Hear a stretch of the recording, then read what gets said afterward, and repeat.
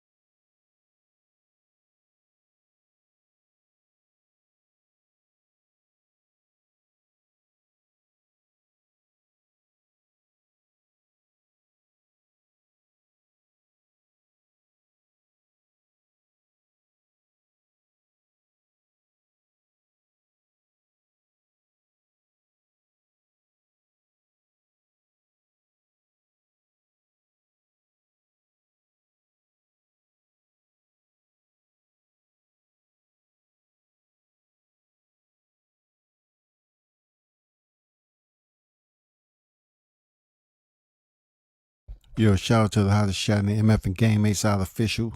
No negotiation needed, period. You already know the first in the building. WCS is on deck. Salute to everyone today. Happy July, 4th of July. You know what it is. It's nothing really to do except celebrate. It's no real significance, as always, man. People barbecue, people out here drinking, people out here just having a good time, celebrating. But, why not take the early part of the afternoon to try to address some things. This comes down to the constant race baiting that goes on amongst my people. It becomes like rabies on here. It becomes like Ebola virus. It becomes very infectious. You know what I'm saying? And to some extent contagious. Because there's people that'll sit here and listen, and they don't know how to think for themselves. That's what type of bubble that we live in when it comes to any type of catch and shoot. You know what I'm saying? They put it out there, you catch it, and then you return. But I would rather your return to be an educated one than one that's ill-advised and stupid and make you seem like you're very extremely ignorant. Ryan Garcia fought Gervonta Davis not too long ago, right? And the whole point of him fighting Gervonta Davis was because that was the next opponent that was in line, right? All right. So with that said, Gervonta Davis is absolutely on his birth certificate considered to be a black man. Ryan Garcia fought Gervonta Davis, and he lost. But him and Gervonta has been cool ever since. Does that mean that Gervonta Davis is Ryan Garcia's token black friend in his job? I'm saying, is that his token black friend, Gervonta Davis, because they end up being friends with one another? Because they say every racist person has a token black friend, and they say, hey, I have a black friend. You can't call me racist. I have a black friend. Ryan Garcia is a boxer, right? He's a youngin'. He's a grown man.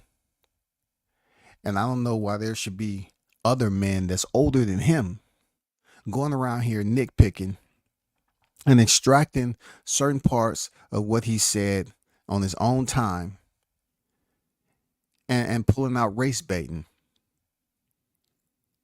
There's no other better thing to do in boxing right now. There's not too much going on with the ring. So people want to go out here and zone in on other fighters who they deem unimportant. That's exactly what's going on with here. First, it was the Ostarine. What did I tell you was going to happen? The Ostarine has went away, y'all. The Ostarine has went away. They're not talking about Ron popping 30 for Ostarine no more. Now it's racism. It's racism. Because all of a sudden, people that didn't support Devin Haney to begin with, they all of a sudden want to come to his aid because, it's a popular topic when Ryan Garcia's name is attached to it. It's a popular topic now. We're talking about Ryan Garcia cheating. So Ostarine turned into racism. Seriously, y'all, this is what we're dealing with.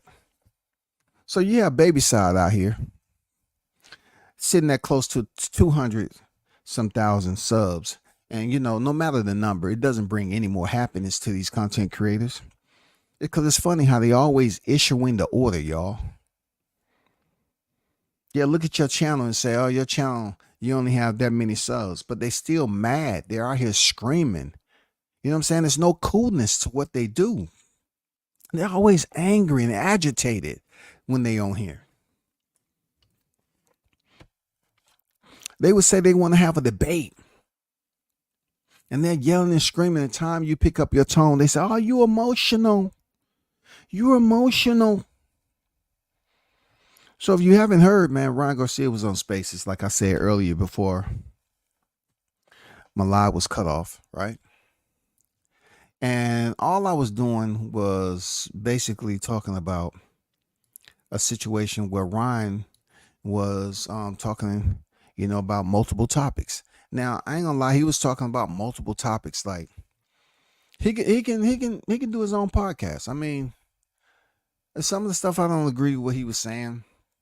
It didn't have nothing to do with him saying the N-word, because Ryan Garcia is not even a 0.1% of the population globally, right? And then you can extract another number from that entire billions, right, of people who you're trying to find out in a consensus or petition or something to find out who's actually racist. It is absolutely impossible to say just because somebody's using the N-word and you don't deem them black, they're racist. When we have freaking my people, they'll call a white person a cracker, peck of wood, all that shit. You know what I'm saying? We'll call them cracker, peck of wood, all that. But time one of them white people call us the N-word, right? Now it becomes, say it again. Say it again. Then you hear it the first time. Like for real. Then you hear it the first time. Not everybody is religiously, you know what I'm saying? Everybody doesn't hold true to their religion. Everybody is not what they call a Bible thumper. You know what I'm saying? A religious evangelist. Not everybody is like that. Not everybody is a messenger of God. You just don't have it. People might talk about religion. That's what it is, whatever the case. But when it comes to the N-word, this shit is going on with Ryan. And I'm no way, shape, or form defending this cat. I'm just talking about the motherfucking whining ass bitch ass motherfuckers that's up here trying to turn it into something racist because they're bored and they don't have any boxing topics to talk about.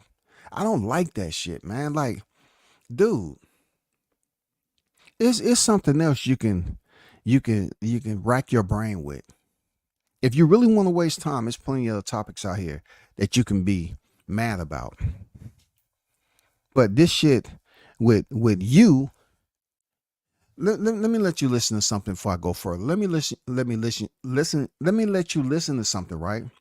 And then I'm gonna show you how ignorant these cats are. This is Babyside. They trying to build you up.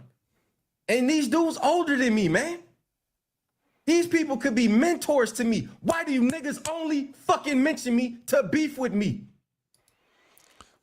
This is this dude crying again. Oh, these dudes can be mentors to me. You're older than me. First of all, you don't even know what your the age range of your viewers or listeners.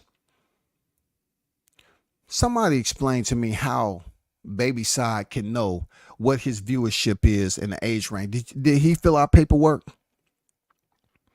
Did he fill out some paperwork? Did he have them fill out some paperwork? All 100 and some thousand. Did they fill out paperwork for you to know everybody that's in your chat? No, they didn't. So all you doing is just throwing out bait once again to make it seem like you more important. Maybe the old niggas you talking about is basically sunning you, and you don't want to accept the fact. Well, every time you walk up on somebody and they baby crying, we pretty much growing up, we say, oh, why the baby crying? Are they hungry? Do they want a toy? You know what I'm saying? Do they want to go out and get some ice cream? You know, that's what we figure out when we was growing up. You know what I'm saying? That's what they did. Like, hey, what's going on? Why little kid always crying? What's wrong with him? Is the diaper freaking wet? Do they need to be cleaned up? They need a fresh diaper? They need to take a bath? What's the deal? But when grown ass men who dress themselves know how to feed themselves, you know what I'm saying, autonomously, and that's what we know them to be, understandingly. How can you say that these kids should be these cats should be your mentor? They could be your mentors and whatever the case. How do you know that? Has somebody talked to you in private? Nobody ain't talked to your ass. They just wondering why you up here puling once again, shedding tears, blowing snot bubbles, trying to act like you're more important than you are. If you go back in this dude's catalog, he's always saying the same thing. This was the same dude who went on a freaking crying spree about Bernie the Boxer. He was on here yelling and screaming and emotional. Bernie the Boxer. I have that recording somewhere. I just don't feel like retrieving it right now. Let's continue. To expose me. Y'all don't never, like I asked the dude, have you ever reached out to me? No. What is there to expose about Babyside? This is the dude that used to not come on screen. Now he decided to come on screen. And, everybody, they have a certain height when they sit in chairs. You know what I'm saying? Real talk. Like this chair game. I call it the chair game, really.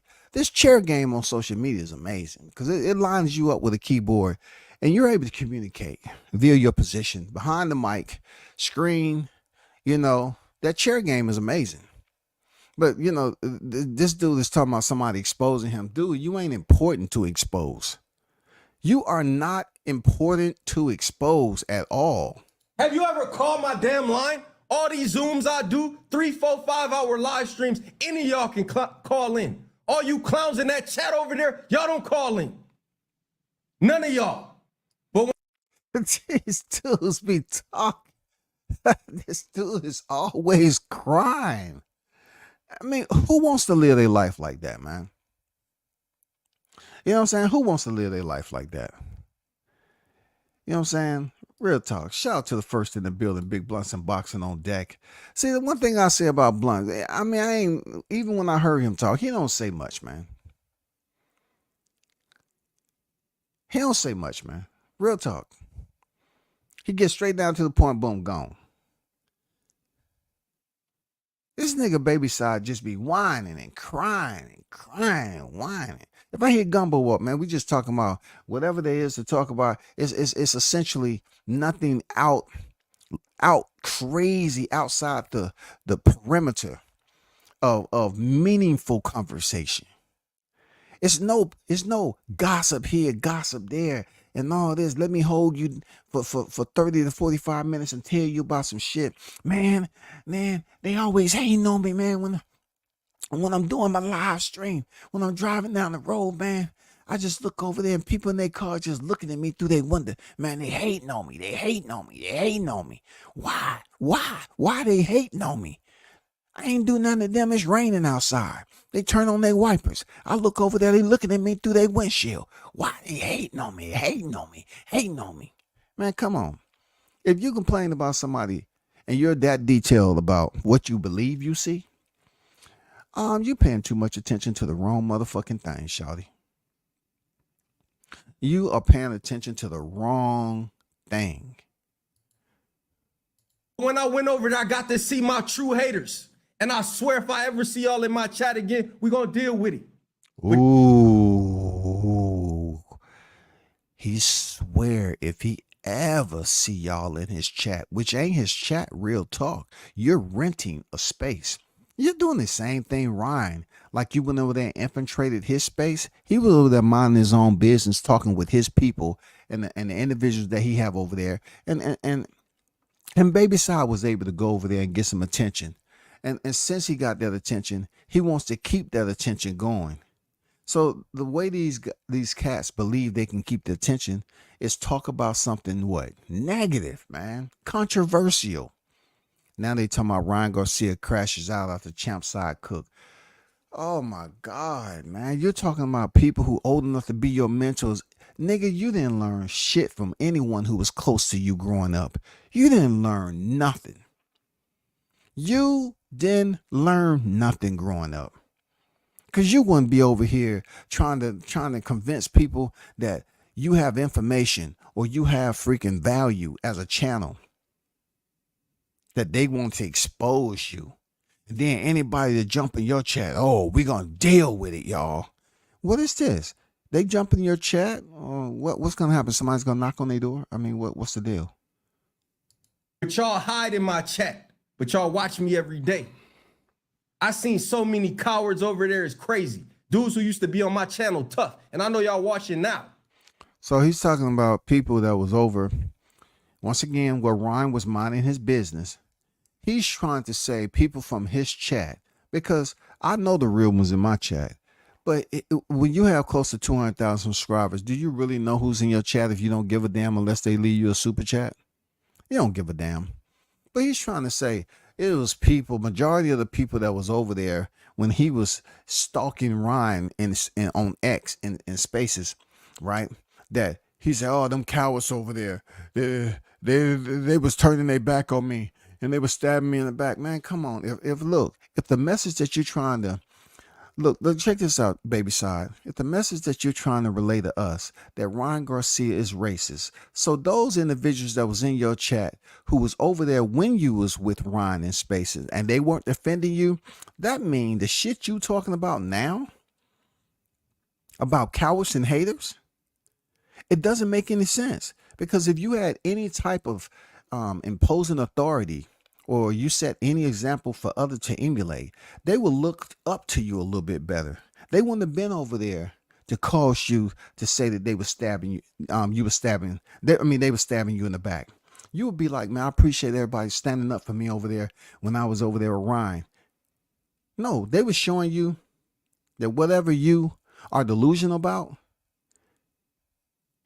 in your wild fantasy world, that shit ain't true. You're making up stuff. If these people was extremely loyal to Babyside, they would have came over there in your defense. They would have had your back. They would have been support. They would have been over there cooking, so to speak, cooking Ryan, just like you supposed to have been cooking Ryan. They would have had your support system. They would have been your squad, your tactical team. You know what I'm saying? They would have showed you that the subscribers you got respect the hell out of you. That wasn't the case. If they was over in somebody else's area dogging you out and you come back to your sub dogging out the people that's supposed to be in your chat for going over there stabbing you in the back, that don't sound like it make any sense to me there, brother. Because now I'm on live. Yesterday, I pulled up on that live. And dude didn't even tag me. Y'all sent it to my DM. So again, bro, I don't know if Ryan sent y'all on a mission. I don't know if y'all working with Ryan or what. But I'm one of the few people, bro, my intentions are good, whether y'all like fucking Tank or Devin. If you understand, type understand. Whether y'all like Tank or Devin. Man, come on. These dudes, they try to put the value on themselves higher than what it actually is. It's very, very much overpriced. You know what I'm saying? If it's higher than a penny, let's just say you're a penny and a peso. I think that's too high For real. I've been one of the most consistent people with where I stand at. Me, and then the smart, intelligent people will be able to decide where they go and how they go about it. I'm sorry, y'all, I'm not reading my chat like I self-experiencing as someone who in 2016 literally sat there and told my parents, listen, I'm gonna create something so that I never have to work for anybody else again. Yeah, mommy, daddy, I'm gonna create something so I won't have to ever work for somebody again. It's called drama. You ever heard of drama, mama, daddy, mama, dear mama? You ever heard? Yeah, I'm gonna create drama. I'm gonna create these thing called, I don't think they patented yet, tears. And the other stuff I'm gonna create snot bubbles. Yeah, yeah. I'm gonna create headaches.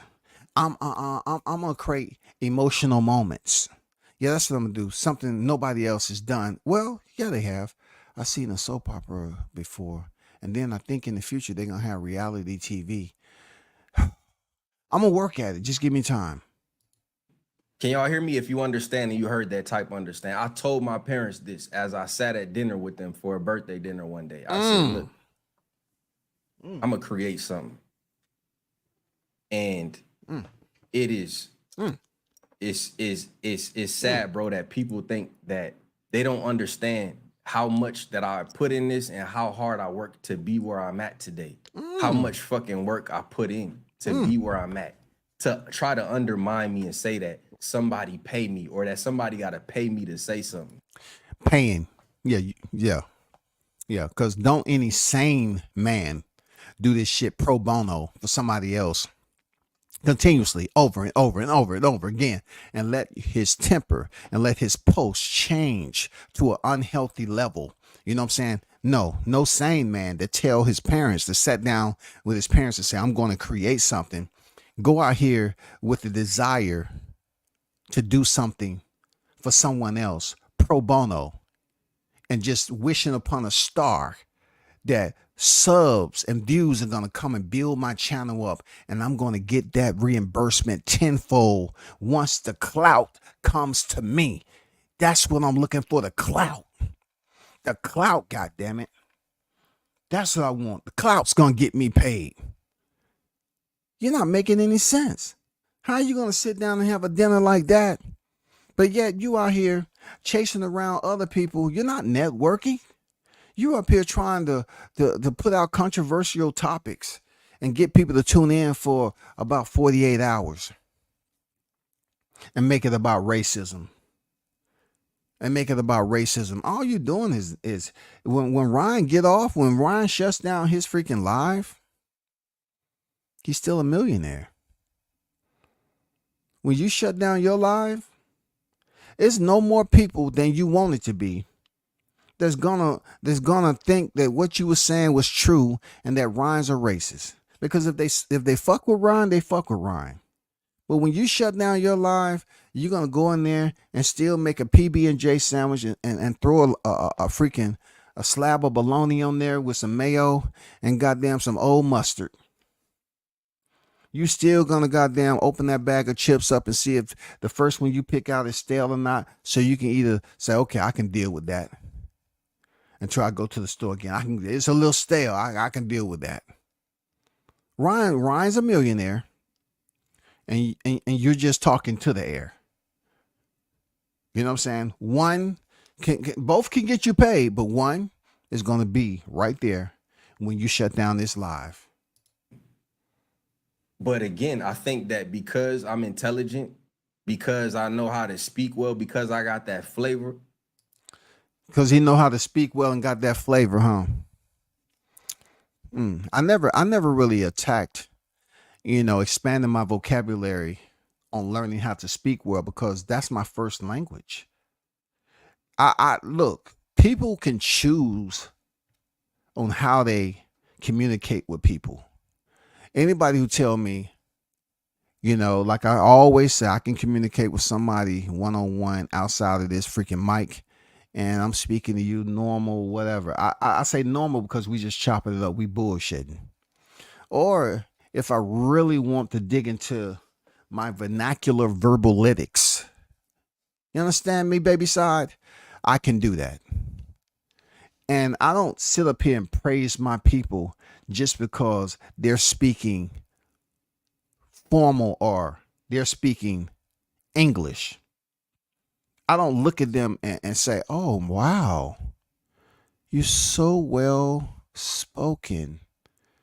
Where did you get that at? I thought you said you grew up in the hood and then your parents moved you out close to the suburbs. So you forgot where you came from? You don't speak the hood language anymore? I mean, come on, bro. English is English. It's all about how you choose to advance your English, period. Somebody can still flow and let those words hit you and they never change their tone. They never change their rhythm or anything. But you're trying to explain to people that you articulate yourself and all that. Man, we done heard that bullshit before. I got that gumbo over here. They so mad, bro. They try to censor me, right? Bro, I did. How many of y'all have your own business in here? Type me. How many of y'all thought for years, what can I do so I never have to work for nobody again? Anybody in here? Okay, let me ask you this question. Let me ask you this. Okay, since you're so young in the game, so if you want to separate yourself from the average individuals that's out here, I don't know, engaging in this social media on a heavy schedule, okay, there, Babyside, on a heavy schedule, and you want to be inspirational. You're trying to be inspirational, people, and let them know that you have been down that road to the point where you want to ask them in the chat, hey, how many of you have your own business? How many of you have dreamed? How many of you have aspired to be something special and you put so much work into it and all that? Let me ask you this. Are you happy about where you currently reside in this so-called independency? Since it's the 4th of July, right? In your independency, are you happy with the work that you've put in so far?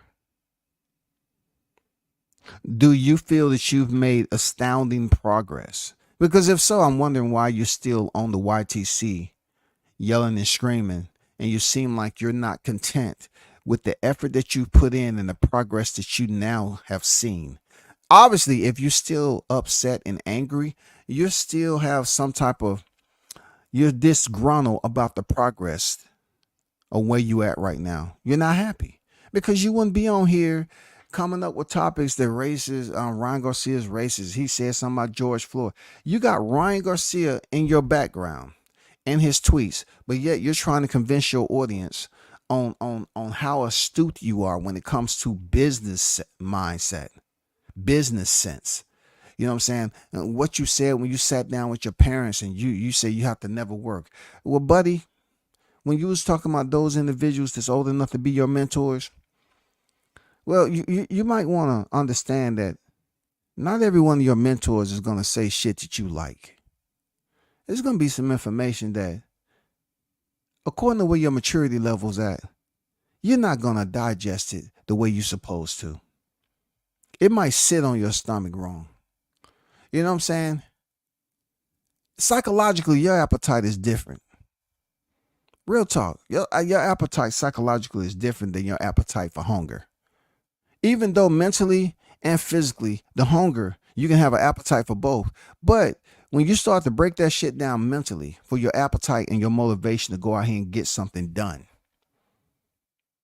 it can get very, very difficult. Extremely difficult when it comes to if someone gonna look at you and put you in a higher position and say, damn, so-and-so, I remember when they first started off, this is where they at now.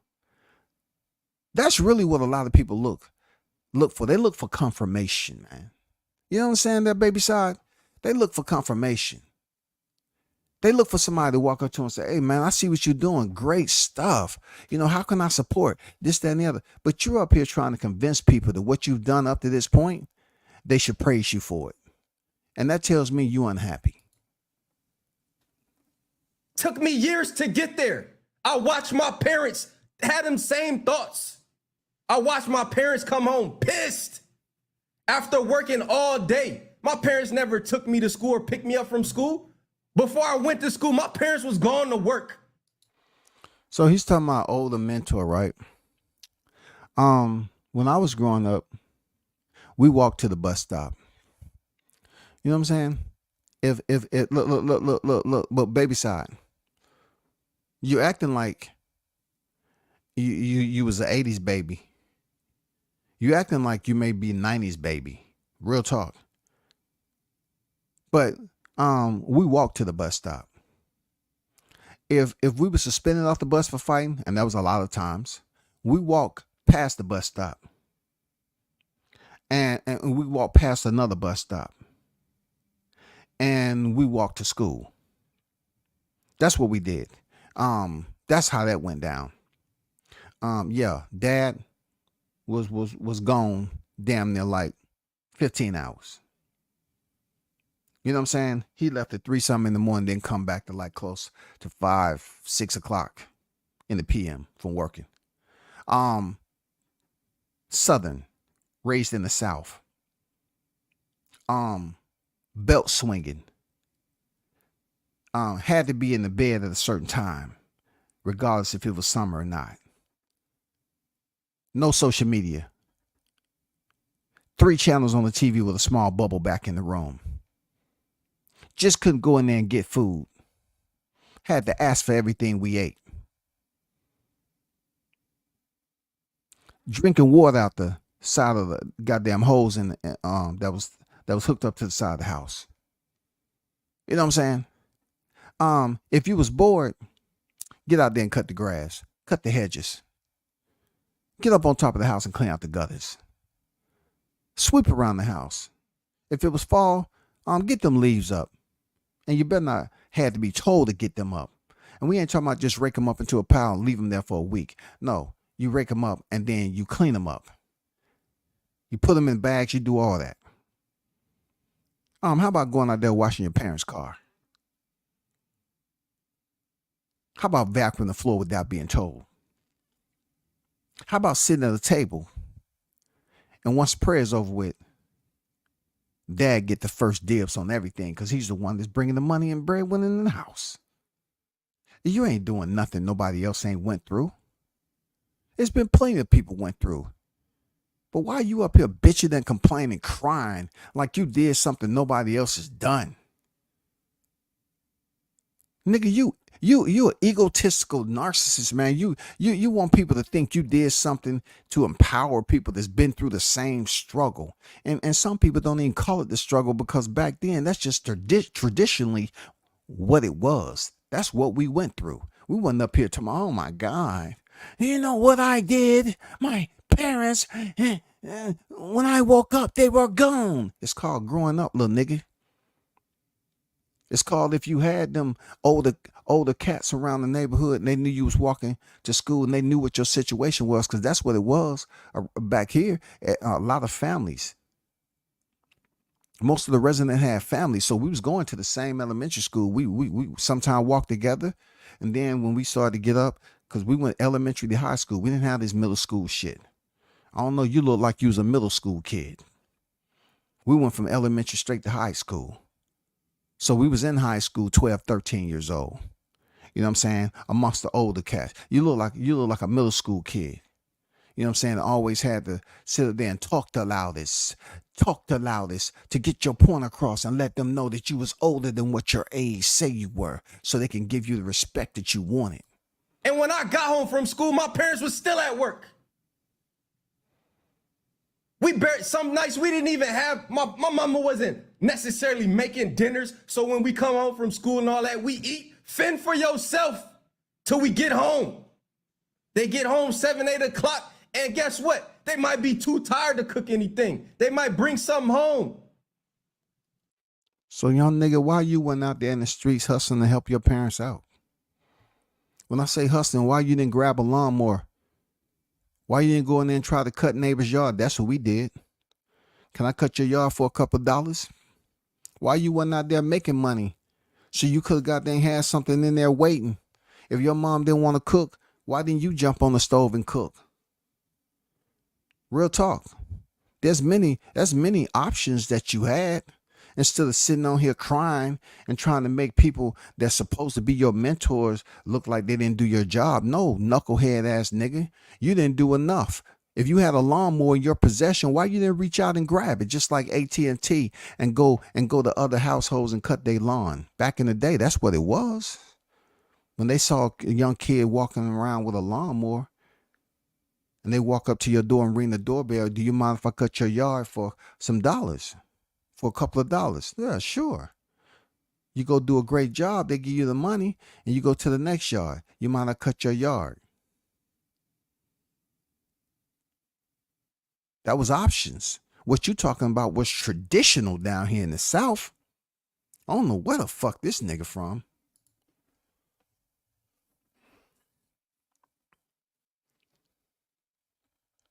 Shout out to the Sean on deck. He just got a typical black person think he's superior to the next man. Shout out to Bud Gonna Stop Canelo. Man, yeah, bro, what? Come on, man. What the Sean talking about? That means he's not growing. What? Do I have to brainstorm? It means you're not growing. You're not satisfied with your progress, brother. If you're on here telling us the whole entire story about how your parents did, and sometimes they came home. Sometime I came home and my parents wasn't there. I had to fend for myself. My parents came home and they didn't cook food. So nigga, you trying to tell me you was old enough to know your parents came home from working and you was able to come to the house? Latchkey kids, that's what we called them growing up, homie. Latchkey kids, you reach up under the mat and grab the key and go into the house. You didn't go in there and change your sneakers over to the ones you know that was dogged out that you had to cut the grass in? Because if your parents weren't having you cut the grass and you didn't have some green sneakers laying around, then you wasn't doing shit. You didn't go throw on them green sneakers and try to find a way. Oh, can I cut your hedges? Can I take your trash out? Can I do something? Can I wash your car? That's what we was doing down here in the South. I don't know where this nigga was born. My parents, they did. But I would never get on here and tell some people, oh, my parents came to the door and they was tired. And sometimes they didn't cook. Well, why you didn't have some money to go how much, when you was down there, how much did a loaf of bread actually cost? Because at the end of the day, PB&J got us through the day. At the end of the day, PB&J, we can get some jelly and peanut butter and some bread, and you were good. That's what the families lived off in the South. We wasn't up here making some crazy amount of money if you was down here and the main primary breadwinner was your father. If your father wasn't working and making enough money, your mom had to go up there and work. My hands in the air. I don't know what to tell you. Because Pops told Mom, take care of the fam. You know what I'm saying? I want you to raise these kids. I go out here and break my back and come home. And when he came through that door, guess what? He smelt that motherfucking food because Mom made sure when he came in that door, he get first dibs at dinner. Dinner ready. Dinner ready. Who gets first dibs at the dinner? The one who's goddamn paying the bills. That's who. Who washed the dishes? The ones that weren't paying the bills. Yeah, that's who washed the dishes. The ones who weren't paying the bills. Who washed them clothes? The ones who weren't paying the bills. This nigga talking about. He took the time to clout chase Ryan Garcia, and all he talking about is himself. Clout chasing 1v1, y'all. Pops will be in a bad mood sometimes, man. He's a smart black man he's working in corporate America, and he's one of the few. So he's talking about his pops having a bad attitude. Do you actually know what your pops was mad at? Because I know my pops could have walked to the door after working that long. And back then I didn't quite understand it because the man was very strict and abusive. You feel me? He'll give whoopings on the drop. But when you grow older, you say to yourself, he had freaking 5 youngins on deck. You know what I'm saying? That's what it was back then. You had 3 to 5 in the fam. You know how difficult it is to take care of them kids and feed them? It's very difficult. And then you wanted your wife to raise the kids, make sure they was taken care of, picked up, when they supposed to at school, taken to a doctor's appointments and all that. Yeah, he wanted that to be the structure. But you talking about your dad walked in and he had an attitude. That was a lot of us. There was a lot of us who our fathers had attitudes. But just to turn around and say he was in corporate and he was one of the few, that don't make no fucking sense. What do you want us to do? Feel empathy for your father who was out there doing what he was supposed to do, nigga? See, what I can't understand is everything that you talking about your father did and them coming in the house tired. Why are you not coming in the house tired? You don't ever look tired when you jump on here in this YTC. But I think after you shut down the mic, that's when I feel like you're the most fatigued because you get on here bitching and whining and crying all the fucking time. And you forget about what your parents was trying to teach your little ass. You busy want to talk about what your mentors and who they supposed to be and they haters. No, they probably disappointed that they might know your parents and say, why this little nigga ain't goddamn follow any instruction that his father had? Because nigga, this don't look like corporate to me, nigga. One of the few. So guess what? He get that shit in corporate America and then come home and some days, listen, he don't want to talk nothing. He just want to eat his dinner, watch maybe one TV show, go to sleep, do it all over again. And guess what? That's why I'm at where I'm at today. I ain't come up in no struggle household. I don't got no traumatic upbringing. It's because of them people. So when my parents... So tell me this, Babyside. If you don't have no traumatic, you wasn't raised from a dramatic household, why are you always over here crying? Am I right or wrong, people in the chat? The hottest chat in the MF game. I mean, does the hot grease, come on, bro. Does it make sense to y'all? Like, if by chance I'm telling you all about a time back in the day, a moment. If I'm up here screaming and yelling and I'm whining, do it seem like what I've learned up to this point that is helping me out? Does it seem like my temperature is at a healthy level? No, it don't. If I'm on here bitching and crying every time, but yet I'm praising my parents and saying, I ain't come up, but you said they come home sometime and don't want to talk to your little ass. They tired. That's what parents were supposed to do. I'm not getting where you at with it. I don't know why you sitting up here trying to praise yourself that you're motivated and hungry to do what you do, but you don't seem happy doing it, brother. Stop bullshitting yourself. Parents was thinking, I watch my parents get into all kind of stuff. What can we do? What can we do? What business can we create? And guess what? My mother is an engineer, right? I come from a highly educated family. I love that. I love that when people say that. I love that. Boy, I love that right there, man. I love that. I ain't gonna lie to you, shawty, man. I love when I hear my people say I come from a highly educated family, man. Because me, I look at it like this. It's so hard to gauge levels of intelligence because you got people that street smart, that do some shit, and you're like, God damn. I never knew you was doing that for that reason.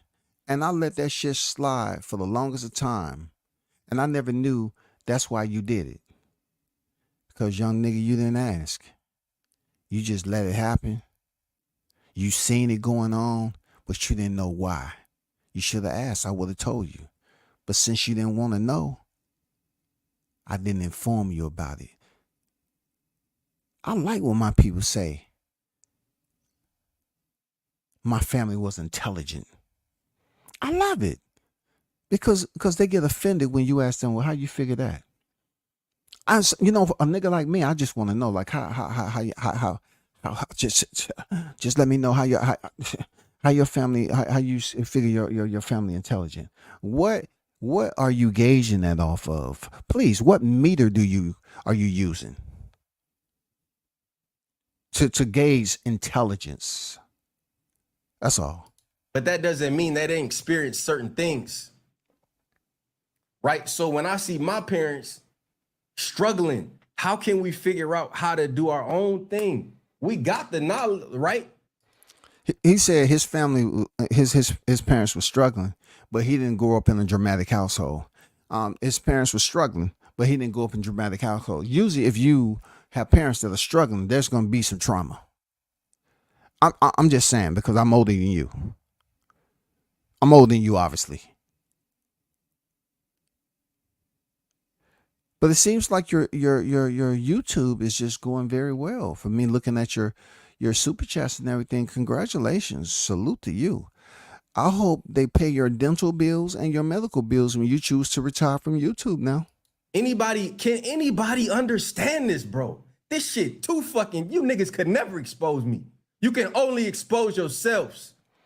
You're exposing yourself by getting on here and being overly invested in trying to prove yourself to others that you have no idea who they are. You're basically putting all this energy into a group of strangers that's unwilling to assist you. Those individuals that's leaving you super chats, those are not the individuals that are motivating you to keep on going forward and coming up with new ideas for wherever your inspiration, come on, you're inspired to do.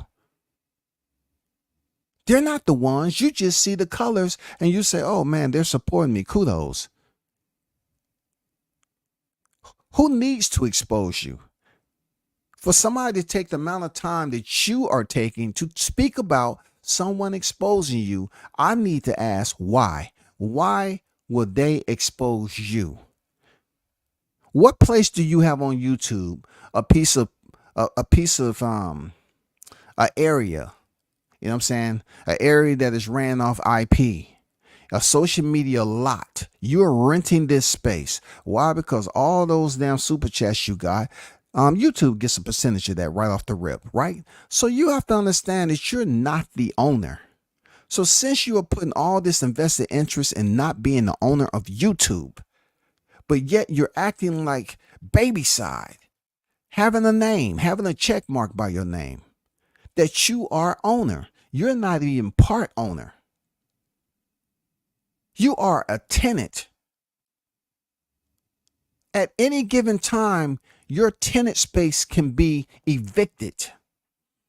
It's no letter needed. You would get that after it's done. So what I'm going to tell you, like I tell other people there, Babyside, you're one of the reasons where I put it out there as far as one of the worst addictions you can have. You are absolutely an addict of that. And that addiction is complacency. Your complacency in being on this social media allows you to pretend that your level and your place in this whole standing of groups that's out here. You consider yourself to be one of the higher groups about how, due to the fact of how long you actually been on social media and been doing this. You brag about it, but really you just like all of us. You don't have any more stock in the game. You're not truly happy about your progress as a content creator. You want your listeners to believe you're extremely and highly intelligent because your family was, but yet you talk about what you had to go through. You want to prove to people that, man, I wasn't out here giving a silver spoon. I was out here grinding, low crawling. The hate you have for me is the hate you have for yourself. I'm you. Y'all could interrupt this if y'all want. Y'all could do. Aisha know exactly what I'm talking about because she watched it, she witnessed it, and she said, "You know what? When I finally said when I finally expressed what I went through, Miss Aisha said, I knew you was going through that. I could tell you was going through that." And guess what? That woman was one of the biggest supporters on my channel.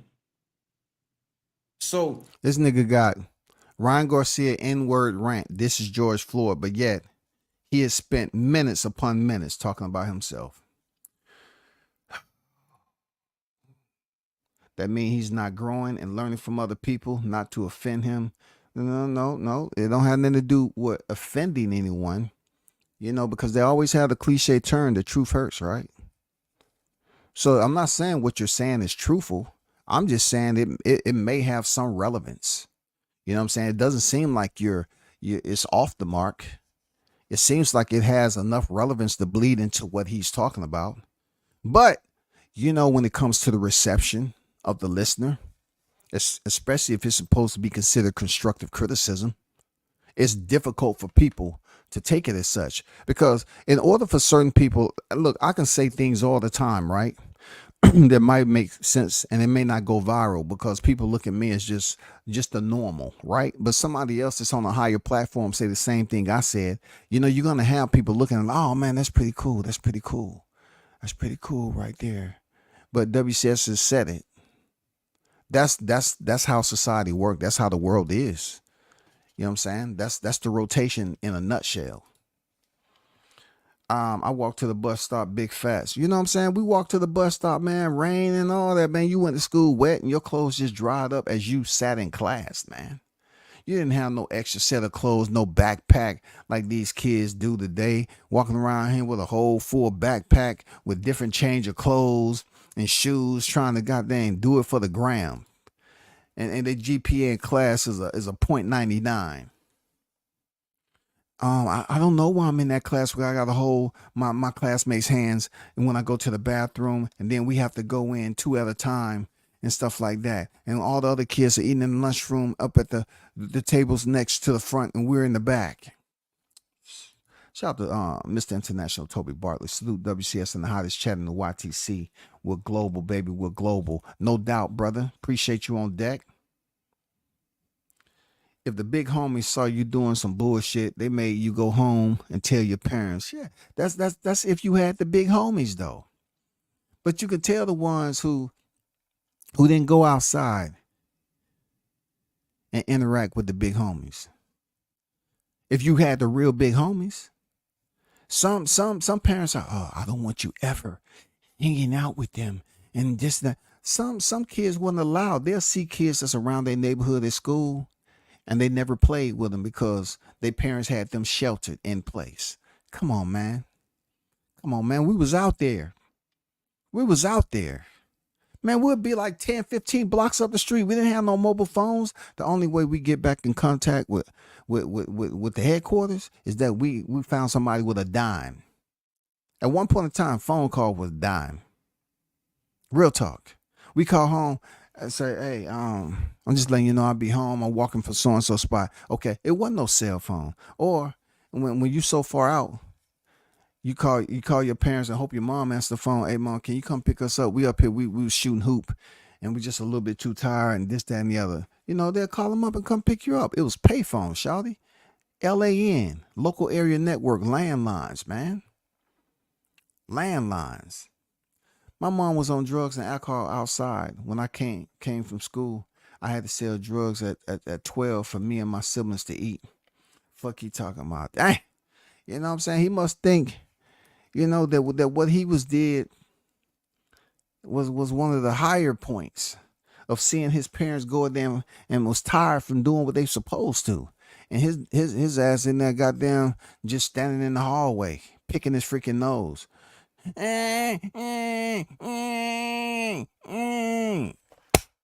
Shut your ass up and go in your room. Okay. Okay. No, get your ass out the house and go do something, nigga. Up there whining all the fucking time, dog. Telling them home truths from people who grew up back in the day on both sides of the Atlantic. You didn't ever say you were bored because mom and dad would give you another 2 jobs. Man, what? Come on, man. You didn't tell them. You didn't even walk around in a circle back then. These kids will sit around in their parents' presence. And their parents will walk past them today. They'll be on the phone in their parents' presence for hours. And their parents won't do anything because that's what it is. These kids, I'm going to call DFAC on you. You're harassing me, mommy. You're harassing me, daddy. Is my food fixed? You're not feeding. Man, get out of here, bro. You take kids' phones, man. They be talking about committing suicide, bro. Man, come on, man. They be out there running out the house, running away. I'm going to my neighbor's house. I'll be back at 8:30. Man, I'm telling you, shit changed. Conquest in the building. What's good? It's official YouTube boxing. Is neck and neck with love and hip hop antics. No doubt. No doubt, man. No doubt. Shout out to the News by Shaw News Sauce Experience in the building. The hottest in the game on deck, man. Team Tucker official in the building. Salute to you, brother. You know what I'm saying? Hope is all is well on your 4th, man. You and the fam, you already know. Let's get back to Babyside. You can't leave a baby, for too long. You know what I'm saying? Well, sometimes it's good because them babies that cry a lot, they end up falling asleep for a little bit. You know what I'm saying? They cry themselves to sleep. Bro, nobody, like, y'all know how I love my grandmothers, right, chat? Both of my grandmothers. Why dudes just don't reach out to me, man, and want to build with me? Oh, my God. Did y'all hear that? Hey, chat, why you don't reach out to him and build with him? In his holy name? Sean News, why? Sean News, if you know they're out there, why you don't reach out to him and say, hey, this is what I got going on. Just get some CMOS from him. Just buy one cap. I need you. I want you. I yearn for your support. Please help me come up with another idea. I need advice. Please help me. Build. I need for you to help me build. Help me when I go for a walk with my dogs. Call me up, man. I need some ideas on where to walk them. What exercises to do when they're walking them. You know what I'm saying? How long should I let them eat? Should I play for them for more than 5 minutes? Will they get soft if the 6 minutes come on deck? Will they become a mutt if I stay for them too long and rub them on their back? I need for you to build. Man, get out of here. This nigga whining. Why don't they just say, you know what, Champside, I think you misspoke in your video. Here's the correction. They want to do a whole live exposing breaking news. Champside exposed. How is me being exposed breaking news, chat? And this nigga delirious. Agree.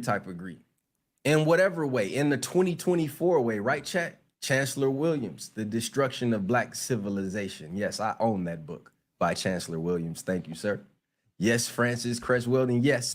Let's talk about Chancellor Williams for a quick snippet, right? You know what I'm saying? It don't matter what book you open up that another man wrote. If you feel that you can't put yourself in his place because the reason why they wrote the book was based off past experience, that doesn't mean you at your point in your life right now can relate or learn anything from what he put in that fucking book, nigga. So I'm just telling you, if you closed-minded when you was growing up and the older mentors didn't teach you anything and you didn't get anything from your parents working a corporate job and you're trying to convince us you didn't go through a dramatic experience, but yet you learned the hard way, nigga, all you doing is confusing yourself. All you doing is confusing yourself. You can bring up all the books and you can be an owner of the book. It doesn't make a difference to anybody unless you're willing to make change from what you read in that book. And in the process of making change, you help others make change. You know what I'm saying? You just don't make change for yourself and you go up here and try to prove to everybody that you had now at a higher pedestal. You know what I'm saying? You are of higher intelligence because you have that book. Did you know anything about this? Do you know about it? No, I don't. You need to read, my brother. I have read. I just haven't read the book you have. Oh, yeah, you're right. You're right. My bad. That did sound insulting, didn't it? The ISIS papers. I own that book as well and have read them. Yes. Y'all can name whoever y'all want. That's love. But I guess I feel like when I look at myself, I say, how am I going? What am I going? What is my impact? What am I going to do? What am I going to do? What am I going to do? Hey, y'all in the chat, what he going to do? Because I ain't going to lie, when I was growing up, I asked myself sometimes, what I'm going to do today? You You know, back in the 70s. You know what I'm saying? What I'm gonna do? I don't know what I'm gonna do. Let me go outside and see can I find a goddamn wasp nest to play with. Let me see can I climb the tree and find a bird nest that lays some eggs and you know interact with my nature, my side of nature. You know what I'm saying? Let me find an anthill. You know what I'm saying? Because back then it wasn't much. Let me go to the court. See when the fellas going to the court shoot some hoop. See if we gonna play stickball today. That's all. I mean, that's what we did, bro. This dude right here, I don't know. He seems like he's crying for help, y'all. What am I gonna do?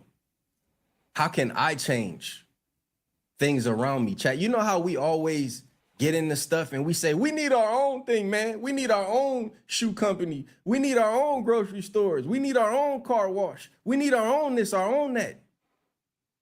I was right there in them convos with y'all and I said, fuck, I got it. I got it. I love sports. I'm college degreed. He's college degreed. Oh, he's college degreed. Wow. If I was to speak to some of my friends that's completed their education at a higher learning, and they've earned a certain level of degree outside of their high school or above their high school diploma, never heard them say college degreed, but yet he said he's articulate. College degree. I'm about to call up some of my friends and ask them, are they college degreed? Hey man, y'all college degreed? No, I ain't cooking no collard greens today, man. No, shawty. No, man, come on, stop playing. I saw you college degreed. Let me see what you talking about, because you said the same thing, you college degree. Let me see. Am I coughing up because of the degrees outside? And do I have a cold? Do I have bronchitis? No, are you college degree, dog? That's articulate. I know how to work the internet very well. I already knew how to edit. I already knew my way around producing and stuff like that. And it grew, man. A lot of people, y'all have seen my growth, man. I didn't have, chat, I started with 0. How many subscribers I got right now? 100. That's what I'm talking about, y'all. This nigga's clout chasing. That's all he wants you to do is hear about all his accolades. The real ones, they don't have to tell you about their accolades. You know, it's just like I would say I've seen the growth of the News by Shaw News. I've seen his growth. One thing he didn't do, he might have told you all what was happening, but he didn't go line for line on what his next step was. You just seen it play out once he went live. He didn't sit out here and try to convince people and tell them what he was going to do and then try to say, oh, I need to hear you all 3, 4, 5 of y'all tell me, yeah, that's a good idea. Do that. Go ahead. Do that, man. Do that. That's what you should do. I always commend him on coming up with ideas and being able to execute those ideas to little or no supervision. That, in my eyes, is a person that understands what growth is about because they understand the effort that they have to put in for it to be successful. Period. You can't sit up here and continue to talk, and have an audience of people giving you different input. And that input is what's driving you. No, you have to be self-driven to do this shit. And if those individuals that you know that are watching you, you accept and respect the ones who are giving you the credit. Saying, damn, man, you out here working hard. We see the progress and everything. And the ones that sit up here and act like you ain't did anything, you ain't made no progress or whatever, you just brush it off. You don't even really give them that importance, that presence, like they're important. You just keep on grinding, self-driven, self-motivated, and staying true to your grind. You know what I'm saying? And then every now and then you remind them, hey, for those of you that was out here hating, I'm continuing to do what I do. You can see the growth. Just check out my lives. You can see where I'm at with it. I'm making moves. I'm not going in here telling you I'm making moves. I'm showing you I'm making moves. What Babyside is doing, he's up here trying to convince everybody of the moves he made hoping there would be more super chats, hoping there would be more people that respect him. You can't buy respect. If the people that was with you from the beginning and they still there when you actually make it, those are the ones that's worth everything. The new ones that you meet along the way and they act like they respect you, you should really look where you at and say, well, I understand why they're here, because they only know me from here, on the back end, on what it took for me to get here. They only know me now. But when it comes down to who I totally understand and trust, it's the ones that saw me when I was grinding. Those ones saw me when I was at the ground floor grinding. I respect them. The ones that see me now as a status quo, they really don't understand the struggle. So if I even digress just a little bit from where I'm at right now, those new faces that's around me, just because they think I'm successful, they gonna fucking disappear. You can believe that. 180,000. I started with 0. Don't you get it? How many of y'all how many of y'all have no YouTube subscribers right now? That's the dumbass question. Let me fast forward.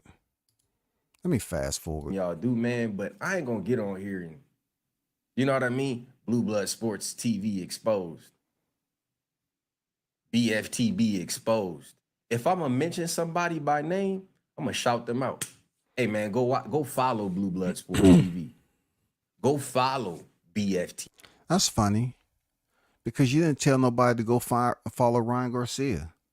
You was all over there in his spaces, communicating with him, but I didn't hear you tell anybody to go check out Ryan Garcia in his spaces. But yet, your whole entire title, your last, 48 to 72 hours, you've been basically dick riding freaking Ryan Garcia. You've been on this motherfucking carriage. You've been carrying around this clout. I need to fill this up with clout. I need to fill this. Go ahead. Yeah, get up here. Yeah. Go. We got to go to the next goddamn corral. Hurry up. You've been sitting up here putting Ryan in your freaking title.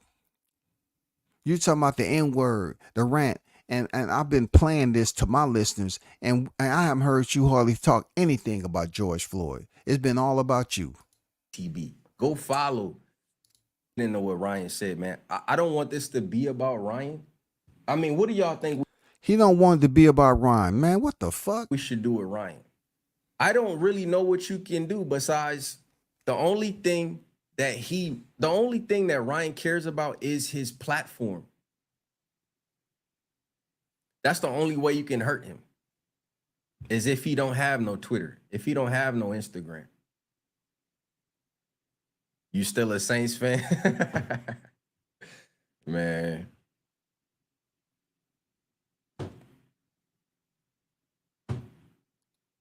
It's honestly, bro, it's so much going on. I don't even know how to react. Let's get into what Ryan said. How many of y'all want to listen to Ryan call you a nigga? I mean, do we really need to listen to it, or should we do it because it's important in history, or should we protect our energy? You get what I'm saying? It's crazy because when he was saying nigga, right? My mama called me like out of nowhere because she hadn't talked to me in a minute. And we started talking. We talked on the phone for like a straight hour. And she was just like, because, she watched me every now and then. She was like, son, be careful what you put your energy in.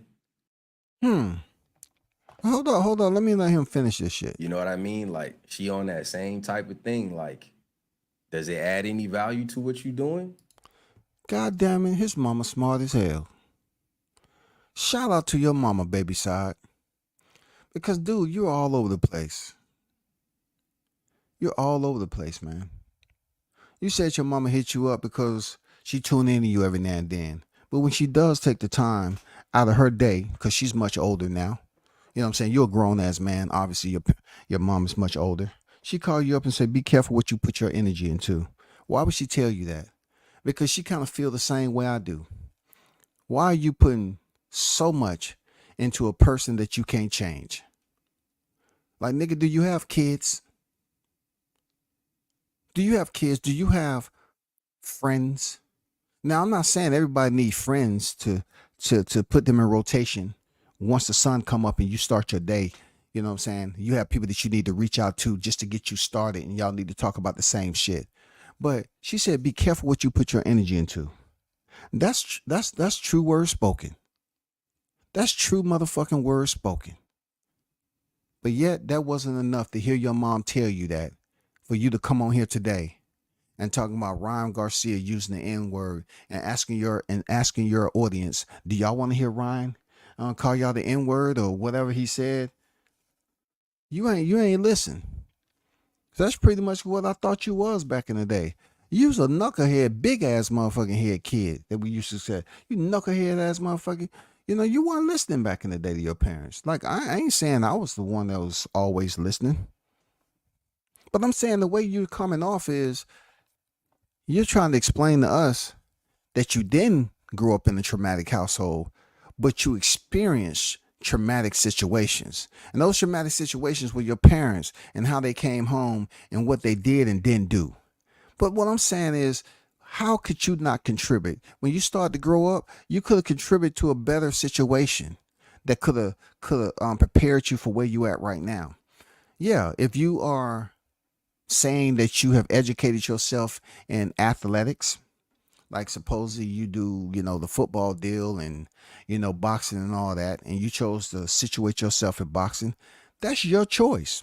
Because I sure enough would have stayed my ass over the NFL if I was on there doing media. I definitely would have stayed over there. Real talk. But if you're at a point right now where you're saying you've been producing, you've been editing and stuff like that, how are you growing? How are you growing though?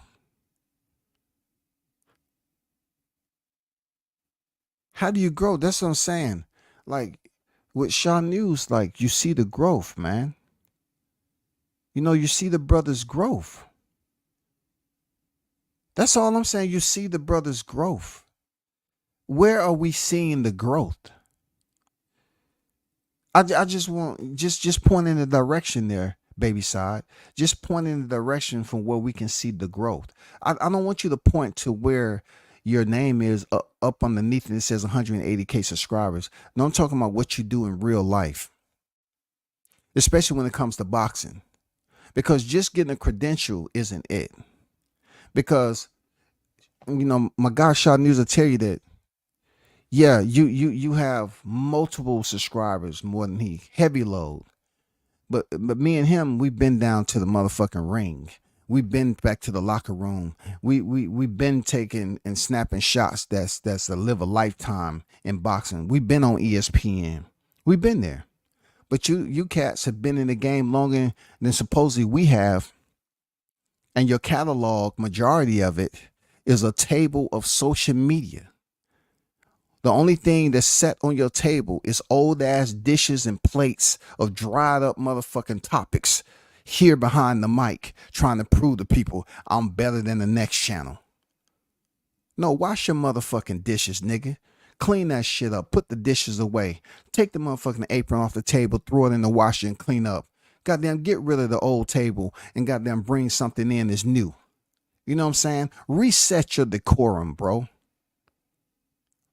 Because when y'all come over here and listen and look for niggas in the chat to give you insight, let me tell you what, let me show y'all what you get. Okay? Let me show you what you get when you get niggas that's, you know, willing to show up in the chat. You get stuff like this. As soon as he shouts us out, some little F buffers his live. Take note because this is all documented. Look, just regular bitch ass shit. What about this? People want to see you fail because you're trying to make it seem like this is a race thing with Ryan when it's not. He's ignorant but not racist. If Ryan calls you a millionaire, listen to this person now. If Ryan calls you a millionaire, your network will not change. So what he calls a person means absolutely nothing unless you believe it. Man, S represent, man, come on. This is just the space where I'm at, bro. If somebody call you a millionaire, you ain't a millionaire. But millionaires considered to be what? A letter before the N. And millionaire is spelt different. It represents something that's on a different scale, right? But if you go past M to N and you talk about nigga, then you talk about a term that in some people's presence, they don't get mad about it because we just talking, we just kicking it, we just conversing. That's it. But when you add an ER, then you get people doing live streams and talking about, oh, Ryan, he's racist and all that. No, only thing you doing is baiting. Because my people be the same ones that's in deep conversation. Or time you get in a heated conversation, you say, bitch ass nigga, you bitch ass nigga. I mean, that has became a venting, a verbiage of vent, a venting line of what's the word I'm looking for? Like, that's a battle cry when it comes to motherfucker getting ready to fight. Fuck you, you bitch ass nigga. You bitch ass. What you gonna do, bitch ass? That's a battle cry now, y'all. Real talk. Let's keep rocking and rolling, yo. Let's keep rocking and rolling the Babyside. Or is it just distracting you from your mission? So I really needed to hear that, which is why I said I feel like this is going to be a powerful live today. And I swear, Sugar Free Mars, when I listen to her, I just listen to her videos smiling because she just be on so on point. I'm about to DM you today, by the way. So let's. He felt that this was going to be a powerful live at the expense of Ryan Garcia minding his fucking business and Babyside clout chasing him.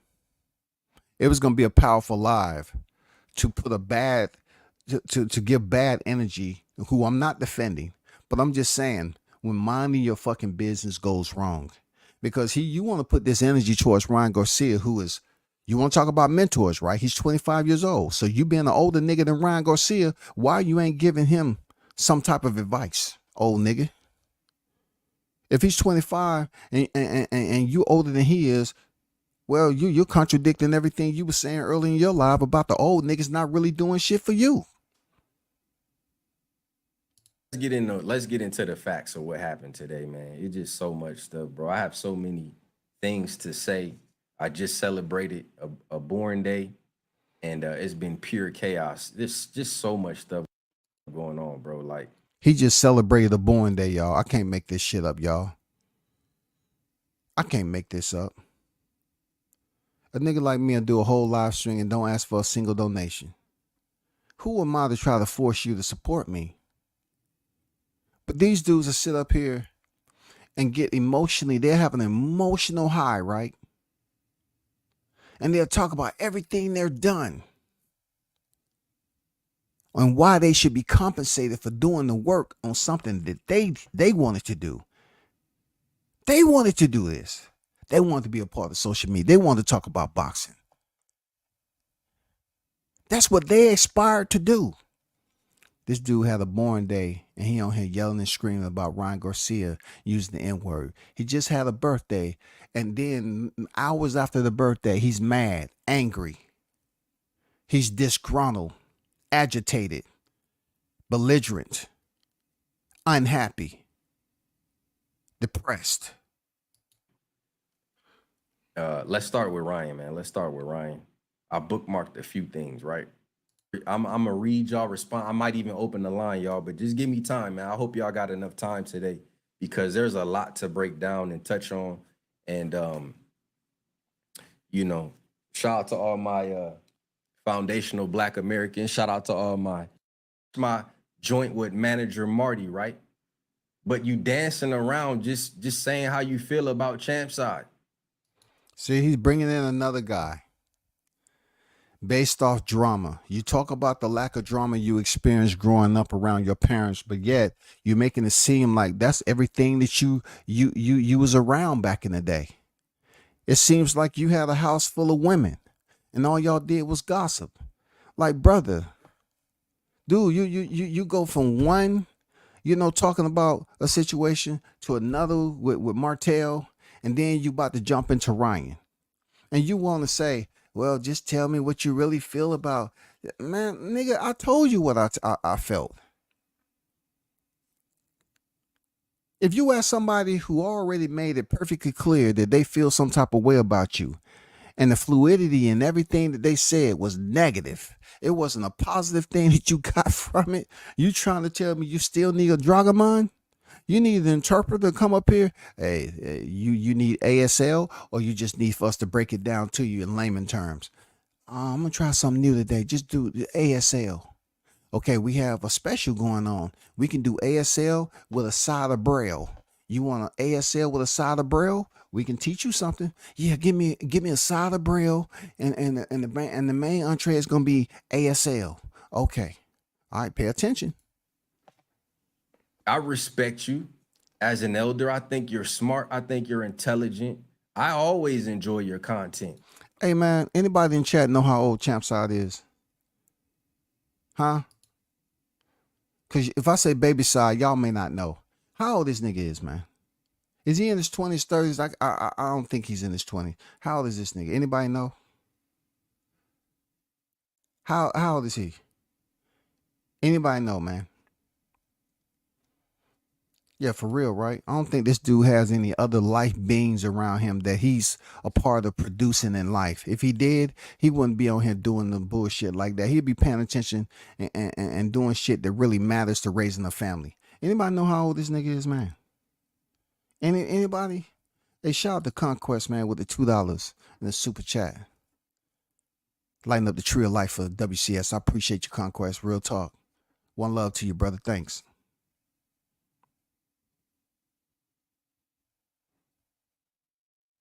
Anybody? Man, shout out to Latch Puma on deck, man. Salute to you, brother. Let me play a little soccer right now. You know what I'm saying? I don't need no hoe ass niggas coming over here talking about I'm hating on freaking Babyside. And I haven't even really said anything outside of just reacting to his freaking long ass video clout chasing Ryan Garcia. Shout out to the MACKMOBB. The Mac Mob is in the building. Salute to you. Happy 4th, OGWCS. One love to you in the chat. Salute to you, man. No doubt, man. Salute to B-Mac is in the building. You know what I'm saying? These cats that got chat, the news by Shaw News, man. The Mac Mob, you know what I'm saying? Smoke Session Entertainment. You know, these cats over here, they got channels, man. Be sure y'all support them, man. Be sure y'all support these cats. Anybody know how old he is? No?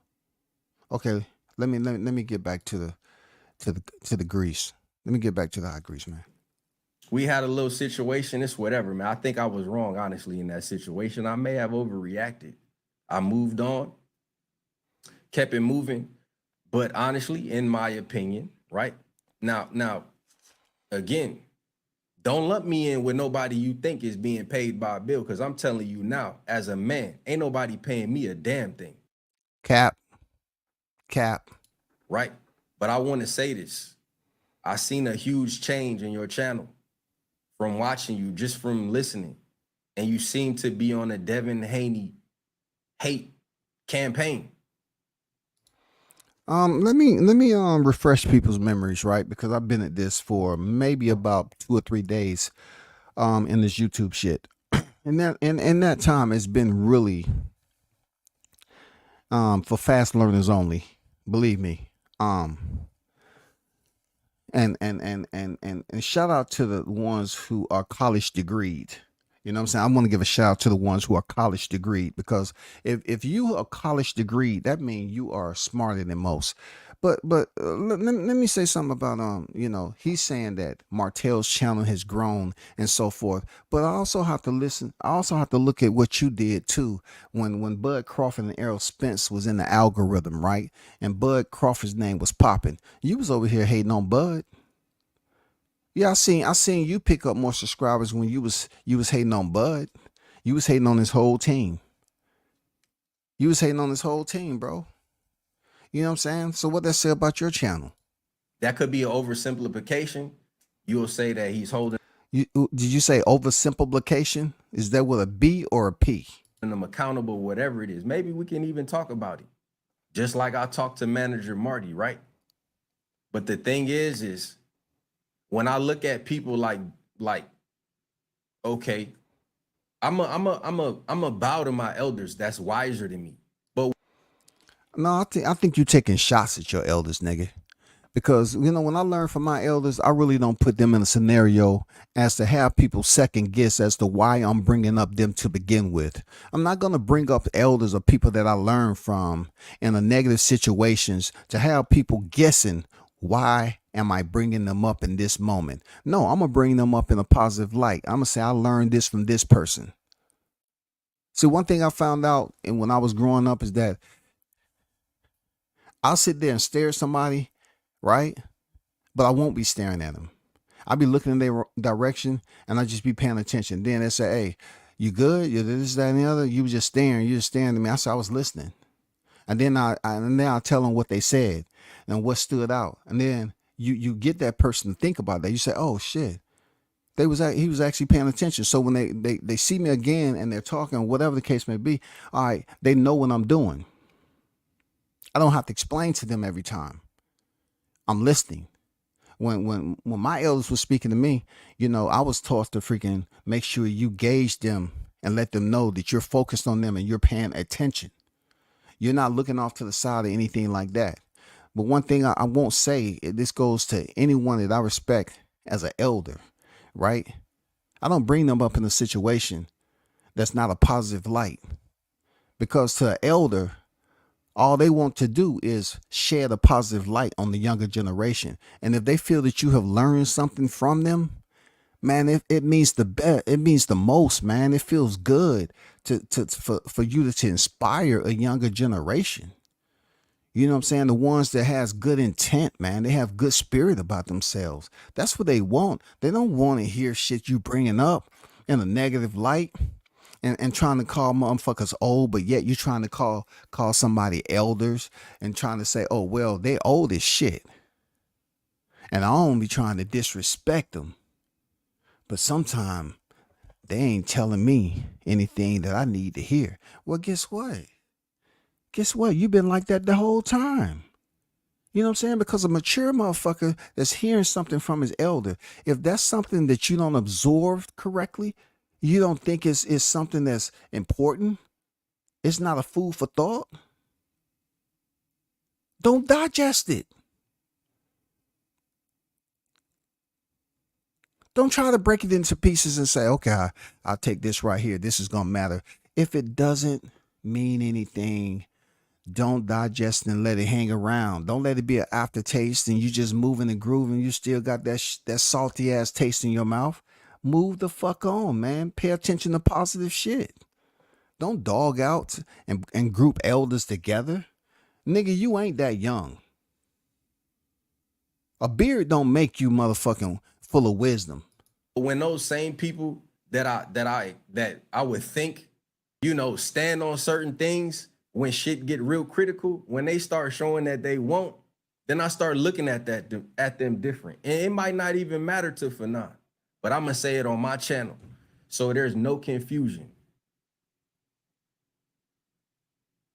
As someone who's a spectator, like there's not even many people I watch, bro. I don't even watch. Like when I say I don't watch people, I literally mean that. But I've watched Fanon. I've watched his lives. I'll tune into his live real quick just to see where he at with it. And it's crazy because almost on any given day, I can tune in and listen to you tearing down Devin, right? Or, I guess Bill called you a coon and you mad about it. I get why you would be mad, bro. I get that. I get all of that, right? But all I'm saying is, it is sad that y'all don't understand and see what Ryan's doing. Maybe y'all know what Ryan's doing. But then when Ryan does this, what do y'all say, bro? Are y'all going to do a live on this or no? Who is y'all? Who is y'all?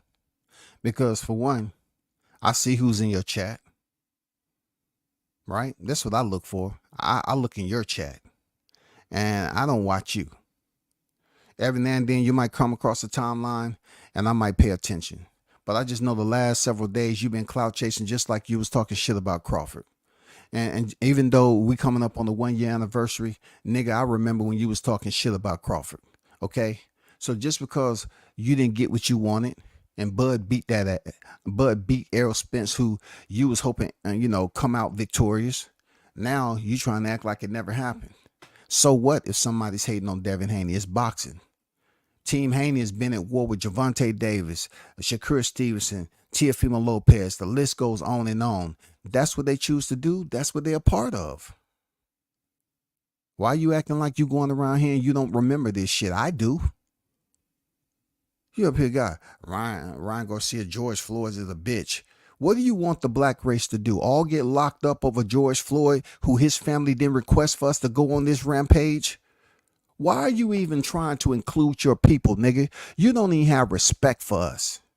Why would you even put us in this situation as a black man who you're trying to convince to the people that you're college degreed? So you're proving that you could be college degreed, don't have a lick of fucking common sense. Because why would you rally up your people on the 4th of July when we supposed to be talking about some other shit, and you want to talk about Ryan Garcia, who's probably eating shrimp, crab leg, steak. He's probably with a bad bitch. He's probably out there goddamn drinking and having a good old time, and you up here miserable as hell after your birthday because you crying about, oh, well, I don't watch a lot of channels. And also, I'm going to take this holiday, the 4th of July, and be independently stupid and talk about freaking Ryan Garcia using the N-word. It don't make me feel good. Ryan Garcia using the N-word and calling George Floyd a bitch. I mean, get out of here, dude. You know what I tell niggas with beards? Sometimes, man, nigga, you need to go to the goddamn barbershop ASAP and cut that bitch off. Be free for a second.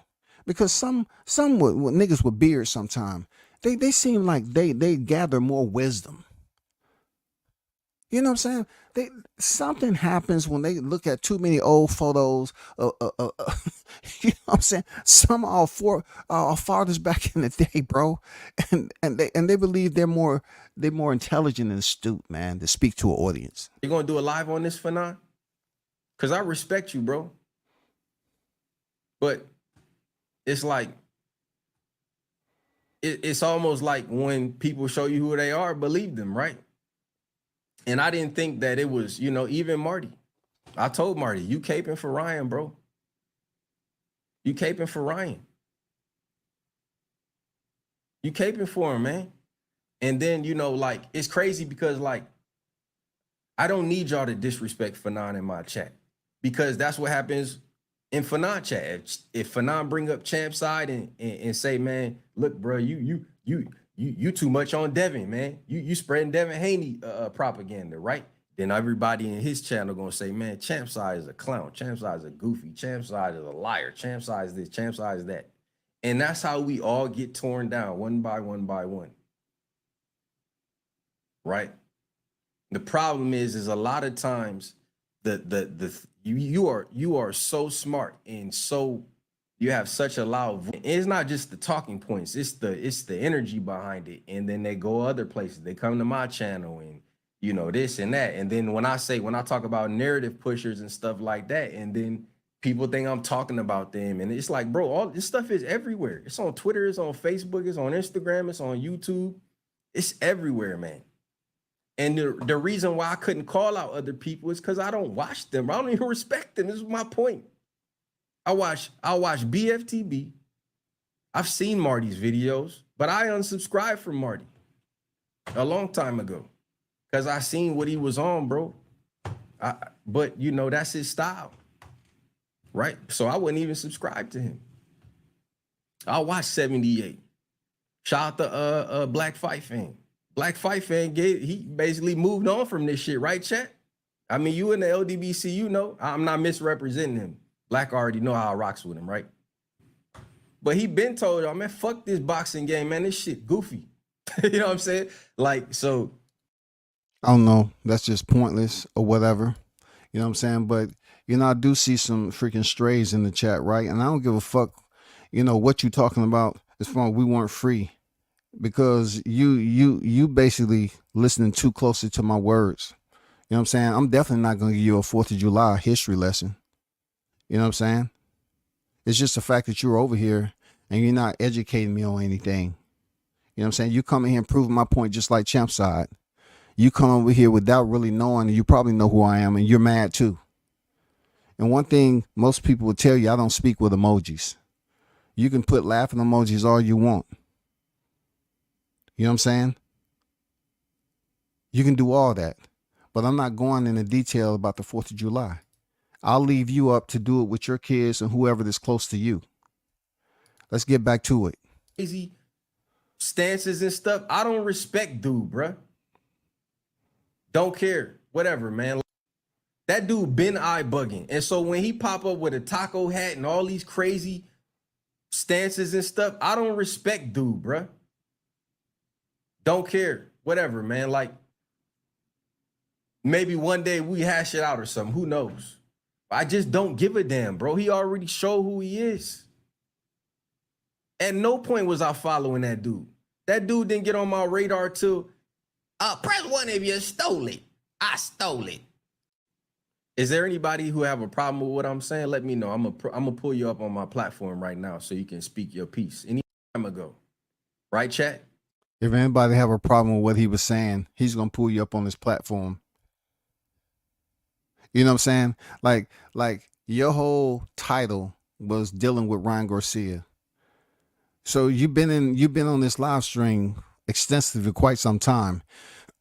And you've been, for the last several weeks, you've been certain times where you've been on here for several hours, 4 or 5 hours, you know what I'm saying? Just on here. And you speak about today about recently having a birthday. You should be more happy from that. You know what I'm saying? And it just comes down to, I don't know what you're mad at.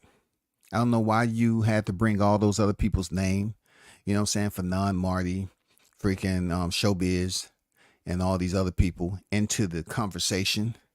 You know what I'm saying? I thought it was strictly about Ryan Garcia and pretty much him using the N-word and dissing George Floyd. You said you was about to get to it 20, 30 minutes ago. Your college degree.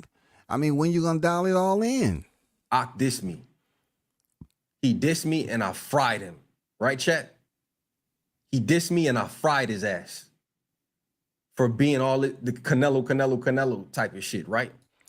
Well, when you talk about Ock and Barack, they're on television. They're basically holding down media positions that some of you all will only yearn for. You wish. Behind closed doors, when you're lonely and you're thinking of ways on how to be more relevant, you're sitting here looking at them and you're mad because you're not in their position. And then when you confront somebody like Babyside about why he's not in their position, he said that's not something he want to do. So I'll say to you that Babyside, what do you want to do? You want to sit on here and be a gossip column, stay on here sat down, you know what I'm saying? You know what I'm saying? You locked in that chair. You're trying to come up with freaking media content by making it seem like, oh, I don't know who they are. They coming for Champ's side. Now, how are you gonna expose me? How are you gonna do this, bro? It's the same shit over and over again. You're doing the same thing you criticizing other people for. You say Marty's channel grew based off him talking about somebody else, but you did the same thing when it came to certain fighters too. You had a problem with another channel. You said it. You up here talking about Ock, right? I mean Barack or whatever. Whichever one you was talking about. You talking about them. You're clout chasing them now. Because they're in a higher position than you. So you way off the scale, bro. Because he questioned why I would want to see Andre fight Canelo for undisputed. What's up? You don't respect content creators? Like, what's up, bro? You couldn't tag me? Man, simmer down, bro. I forgot. Simmer down. So listen, young man, Jay, and all y'all that know him, if this dude would have just kept it G and just kept it, you know what I mean, without all the extra stuff, I wouldn't have filed the copyright on him, chat. This. See what I'm talking about? This is what it's all about, y'all. This is what it's all about with these cats. Filing paperwork. You know what I'm saying? Filing paperwork. Filing paperwork. They want to file paperwork just to show that that's a part of their dominance. That's the way they're gonna get. They're going to demand respect. First of all, they want to act like they want to talk to you and have a decent conversation. But when the encounter happen, is us over talking one another. Then you turn around and say, "Oh, let me put this person on blast." This whole live stream on the holiday, right, where other people are drinking and eating and all that. This whole stream with him is speaking about other people and filing paperwork. That's what these cats do. They love filing copyright. They love filing stuff on your freaking channel. That's what they love to do. Don't believe the hype, bro. You know what I'm saying? Don't believe the hype. Fool said ban your account forever. Bro, why are you so dumb? And you still posting videos that are other people's. Bro, if you get a couple of these, they'll just wipe your whole account. Dude, they gonna do something, right, chat? They try. I don't say that. Y'all say that. So what I would interact with dudes. Jeez. So this is about, listen, man. This is about what we do, not what Ryan doing. I know how y'all feel, man. Stop giving this dude attention, right? Stop giving them attention, but we can use these moments to teach. This ain't no teaching moment. That's a bullshit moment. Ain't nobody learning from this because you've been talking about yourself. Don't go to the damn default. Talking about we're going to use this as a teaching moment while I'm trying to get y'all to continue to damn drop super chats and pay attention to my live stream. This ain't a teaching moment. This is not a teaching moment, bro. This is absolutely opposite from any teaching moment. Because what is Ryan teaching the general public? And what did he say to the point where you have invested all this time for him to teach you anything? First of all, have Ryan taught you anything? What did he teach you? If you're going to tell your audience that Ryan taught me nothing, but yet you're trying to relate a message to your audience that you're teaching them something about what Ryan didn't teach you, this shit is extremely confusing. It makes no sense. What is the period of instruction, the POI? Where does it come from? Ryan didn't teach you anything, but you're teaching us something based off what Ryan didn't teach you. So where did the transition happen? Where did it become a learning experience? Where did it become so important? You know what I'm saying? Where's the knowledge? Where's the knowledge? When did it become knowledge, something important? If somebody asks you, well, did he teach you anything? No, he didn't teach me anything. Okay. Well, what you trying to show us? Well, based off what Ryan said when he's saying the N-word and all that, the teachable moment is what? It's no teachable moment because your intent speaking about the topic is not to teach anybody anything. It's just to highlight something we've already seen in our lifetime that some people use the N-word, and it takes a black man or whoever that want to be petty to feel some type of way about it. And then what are you going to teach us and educate us about George Floyd? Do you have a textbook? You say you read all these books and you in ownership. Explain how George Floyd impacted the black community. Because I want to know the teachable moment in that. I mean, talk about the whole deal. Talk about the whole deal. Real talk, it was a fucked up situation, but what part of that fucked up situation are you going to start to deliver the message to your people? What was the teachable moment in that? For real, Champ is the mentor. The problem is Champ side so humble. These people hate it. They can't stand an individual who's of yourself, bro. That's basically what my mother told me today. That's what I see all of this as, is God is testing your faith. A lot of dudes, chat, they will quit. They will be bullied by the internet. I told y'all, man, these dudes can't bully me into no opinion. They can't. What Hov say, what you gonna do to me, nigga? Scars or scabs. And that what Hov said, chat, what y'all gonna do? Whatever you gonna do to me, do it. Hey, that's it for anybody, take a rap song or hip hop or whatever and just be good with it. You know what I'm saying? Enjoy that's going to be your mentor. Shout out to Christopher White with the $5 Super chat lighting up the tree of life. I appreciate you, big dog. Always supporting the channel. Salute to you. You know what I'm saying? One love, brother.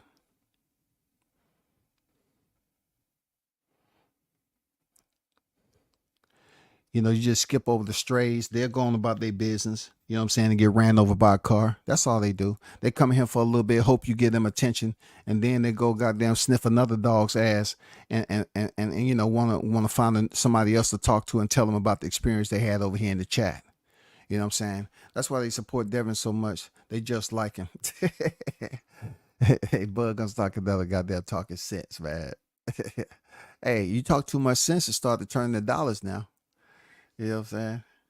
Wow, did he say file a copyright? Yeah, these niggas be telling on you, bro. Look, it's a lot of niggas on here that are absolutely the police, man. They're trying to get you in trouble. They're trying to get your channel removed. They'll say how small your channel is, but yet they'll report your channel. They'll say how small your channel is, and they'll call up boxers you trying to get interviews with. That may fuck with you and say, hey man, so and so is this, and this. And for all you boxers that want to believe everything that these freaking channels are telling you, and it somehow influence you not to go on their platform for an interview without you actually speaking with that particular person, is fucked up. And you fucked up.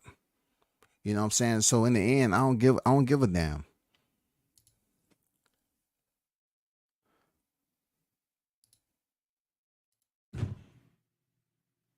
Whatever y'all think y'all could do it, bro. This clock work for me. Basically, man, what let's I was, go, man. A lot, Ryan honestly. Garcia, dog. Get to Ryan Garcia. It says man. a lot, right? So anyway, it's just funny. Like, Get to champ size education. 5'2". That guy's short. Like, what are you niggas talking about? Then when they meet me, they shorter than me. What the fuck, you clown ass nigga? No, Look, no. It's not many people that meet you unless they tying their shoe. You know what I'm saying? Unless they tying their shoe, that they're shorter than you. People done seen you in person. Okay, I'm not here to talk about what God bless you with. I'm moving on. Look at my brother in the chat talking about short dude, crazy. I'm in shape though, right? Oh my God. 5'11", I'm in shape, bro. So I mean, like I said, but again, y'all just want to measure my dick. That's what I was saying yesterday. Y'all want to. Here we go. This is the common thing. This is the common thing right here. You're amongst men, right? This obviously you don't have a chat full of females. So when you find a weak, fragmented, fragile-minded nigga, right? In order for him to get his way out of talking to another freaking person that he don't know that might be of male stature, they always want to bring in dick sizes. Dick size has never been proven to make you stronger or help you win a fight. It's just you got weak ass niggas that want to bring it into the conversation because they feel good about it. But you take a street nigga and y'all square up and he kick you in your shit and you fold up in the fetal position. Now you looking stupid. But I thought it was all about dick size, right? You know what I'm saying? Or they want to measure your dick. I think that's the dumbest shit ever. Niggas always going to the, oh man, it's this, it's that.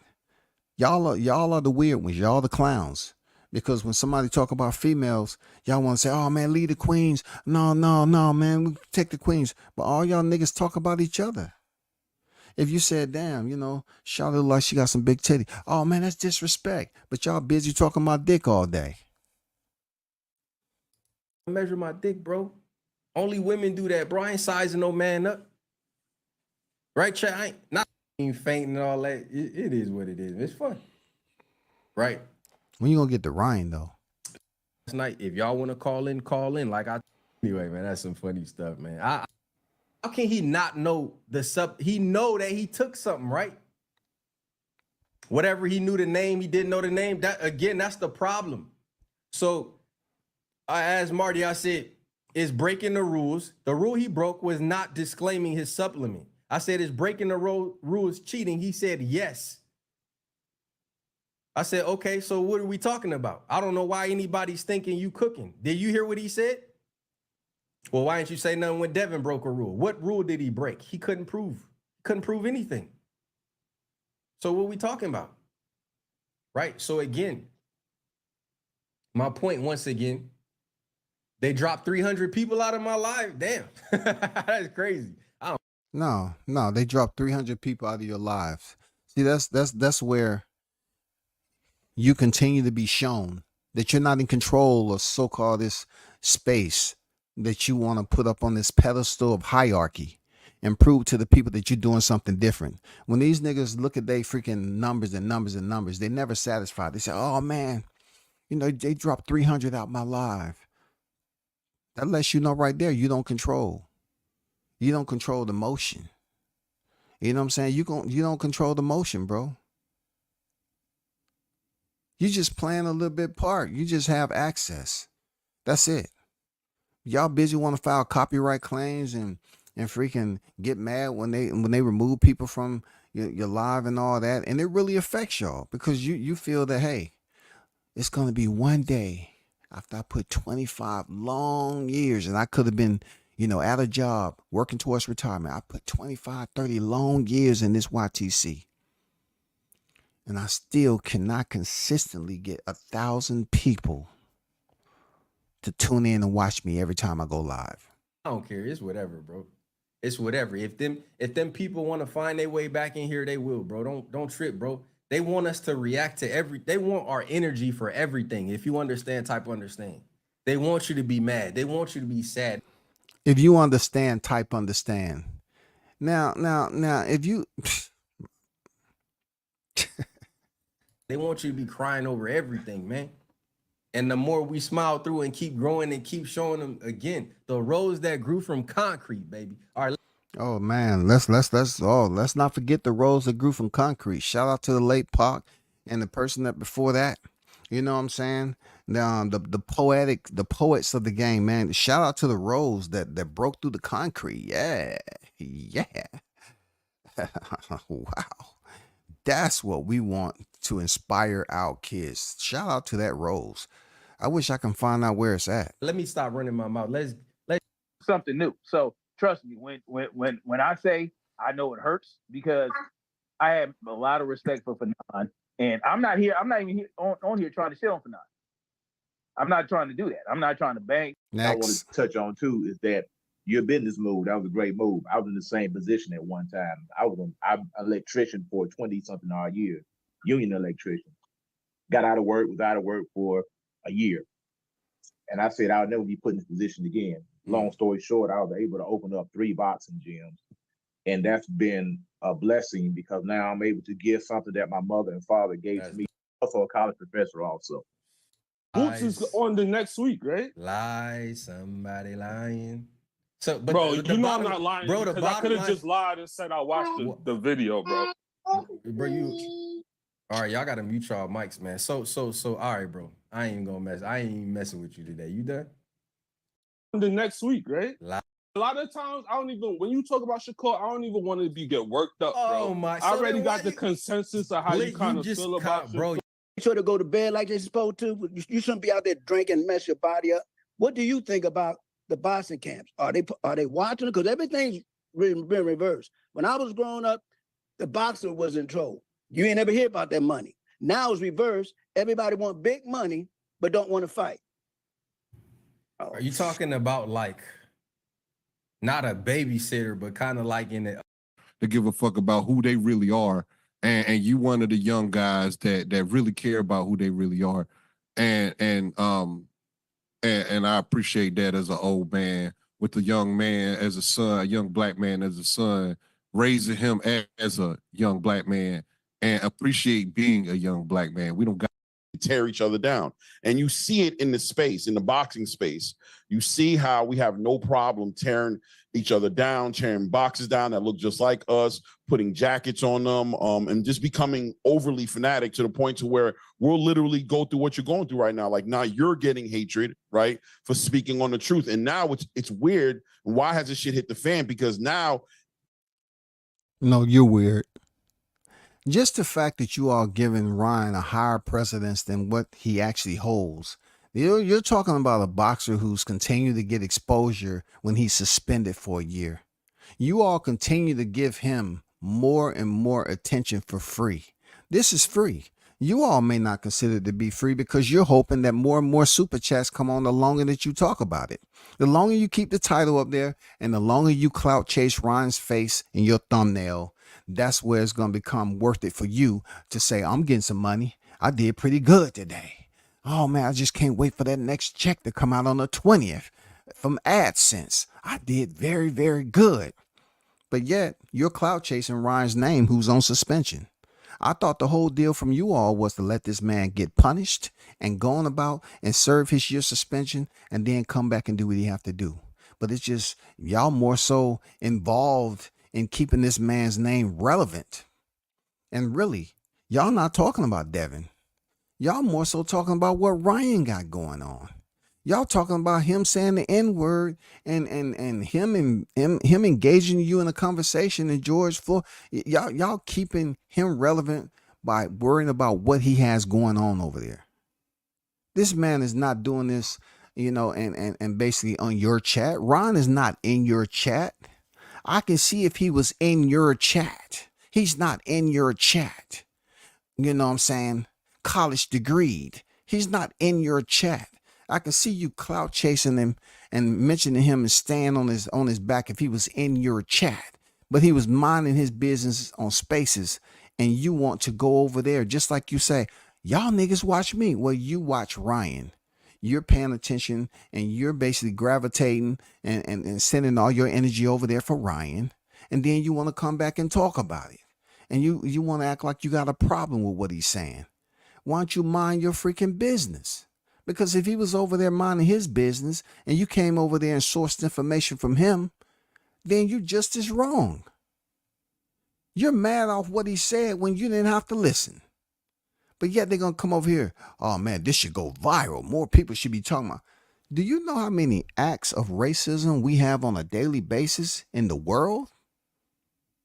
And here go little old straw built freaking boxing. Built with straws, and you got the little piggies walking down the street. You know what I'm saying? Walking right past the wolf. I ain't worried about that, man. My shit good, man. My shit good. I put a little glue on that bitch, man. I'm good. He can walk around here all he want. I mean, come on, man. Come on, man. This shit is crazy. This shit is stupid. It's crazy. Ben Israel, what's good? It don't make any sense. You know? They want to keep somebody relevant. These people that call into the show act like this is a monumental moment. This has nothing to do with boxing as much as you can tell what's being exposed is it has to do with our lack of pride in ourselves. And as soon as you start speaking to it and you try to have a little pride in yourself, you get attacked in a way you didn't see coming. Last night you tapped into the space and you got to get a taste of you got to get a taste of like what's going on in the space right now. And I'm sure you're aware of it, but you're a growing channel. You're like 180,000, probably going to be like half a ticket. Oh my God. Hey, any advice I can give to my listeners, the hottest chat in the MFN gang, continue to be, when I say the hottest chat, it's based off your behavior and how you interact and your level of maturity. I just don't see y'all doing dumb shit. Real talk. You know, you can get somebody with 100 and something thousand, close to 200,000. They're still bitter, mad, unhappy. So to me, that proves that it don't matter how many subscribers you have. That's not going to change, how your mentality is. You know what I'm saying? It's not going to change your personality to continue to be happy and happy and happy every time you go live. These cats has all these people as they subscribers, right? And nothing else is going on with them to keep them happy. Then you have this dude that's calling in. They want to talk about it as if this is a freaking a prescription that's going to keep him sane. That's going to keep his wellness at a healthy level. It's not, bro. It's not. The next couple of years on the followership you're going to have, but you kind of put the blinders on and kind of do your thing. You got to tap in outside of that and see how insane the self-hatred is in our community. If anybody want to do anything in my community, and when this dude want to talk about pride, we got to have pride to get along with one another first. Before we sit up here and try to build on something outside of our own race. We got to learn how to get along with one another. That should be our main focus point, getting along with one another. Yes, one another. Landed on. I do have a convo. I'll be like, man,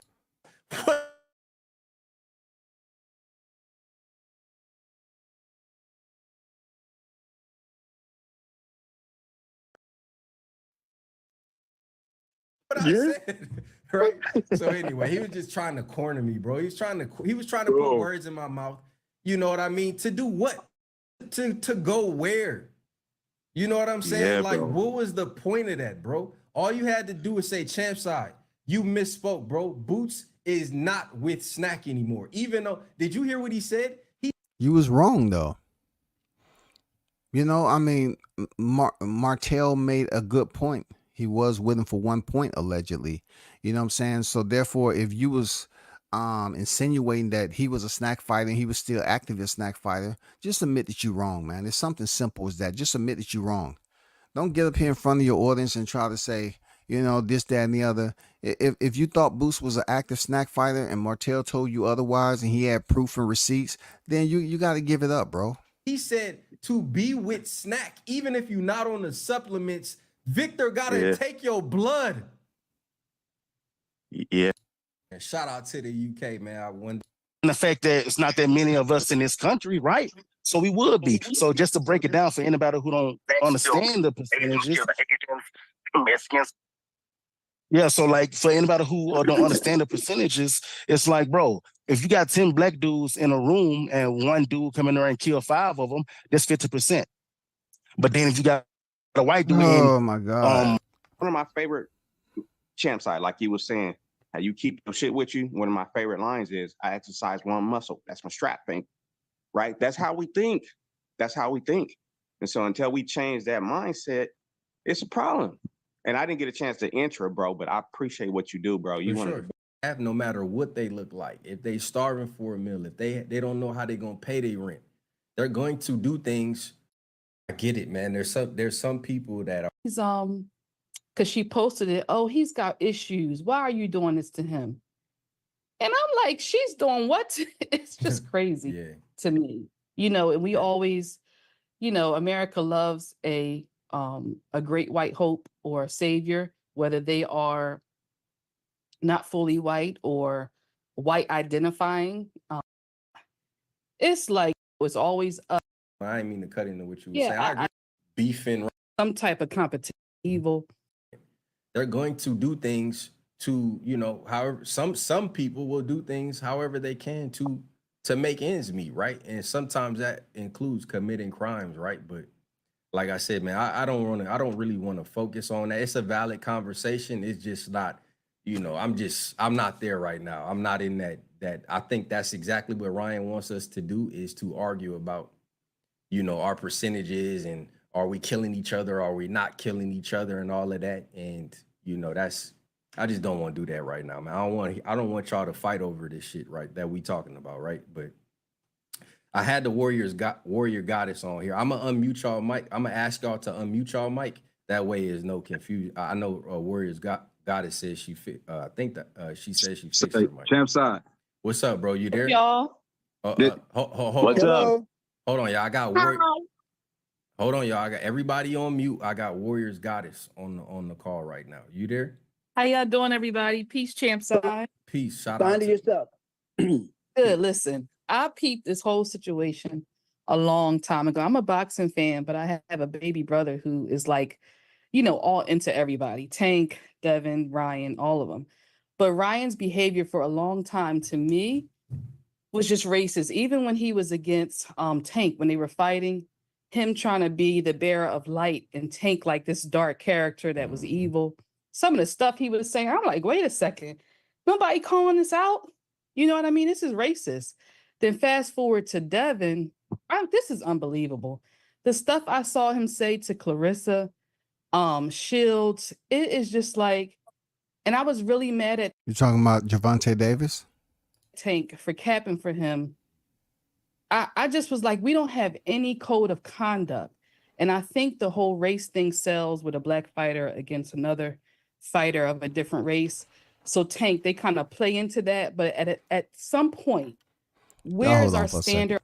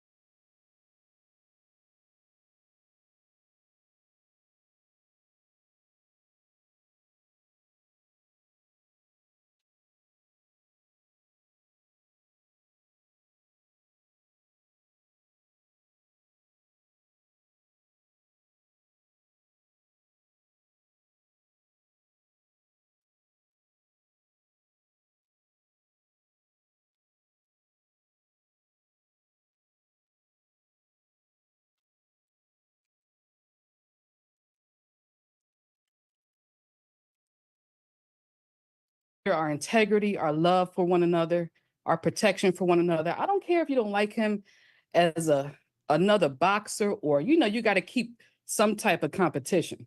But come on. It's like no camaraderie, no brotherhood. And to me, I don't remember this back in the day with some of the fighters. Yeah, they came at each other, but Lady, what are you talking about? You don't remember the Mike Tyson, Lennox Lewis, the Sugar Ray Leonard, Ali. They had a camaraderie. Man, they used to do things that they can't even do anymore. Hakeem Rothman and freaking Lennox Lewis. Riddick Bowe giving a 2-piece to Larry Donald. What camaraderie? When did you start watching boxing? You must have just started, when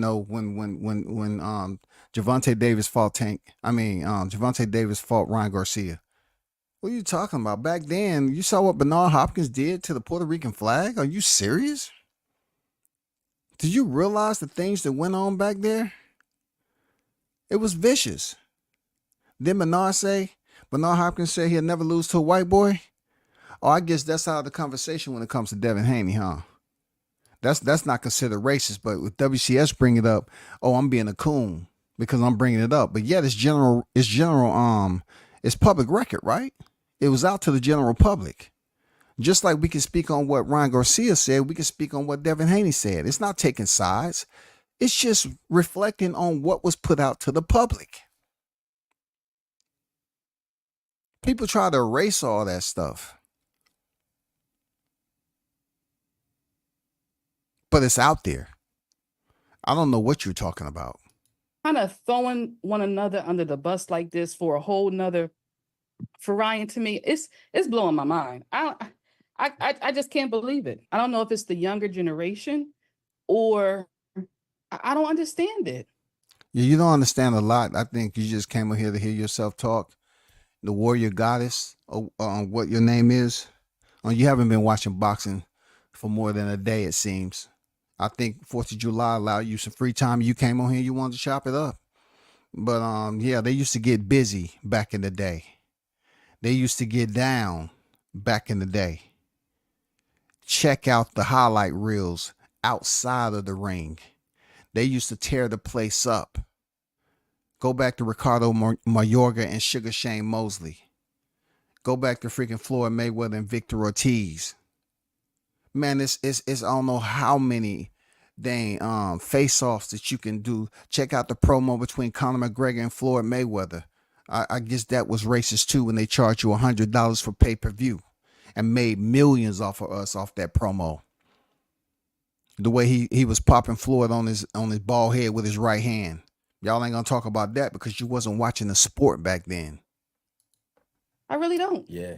I mean, honestly, I think again, it's just I get it, man. There's some people that are on, certain sides of certain boxer sides, and they feel like they've been disrespected and they don't have any, they're not trying to make them they, it's beyond boxing with some people, man. Like to me, Bill and Calvin and them beefing, right? I don't think people understand that boxing is a brotherhood and that the same people y'all see arguing and fighting, they actually cooler than y'all think behind the scenes. But agree. again, it's entertainment.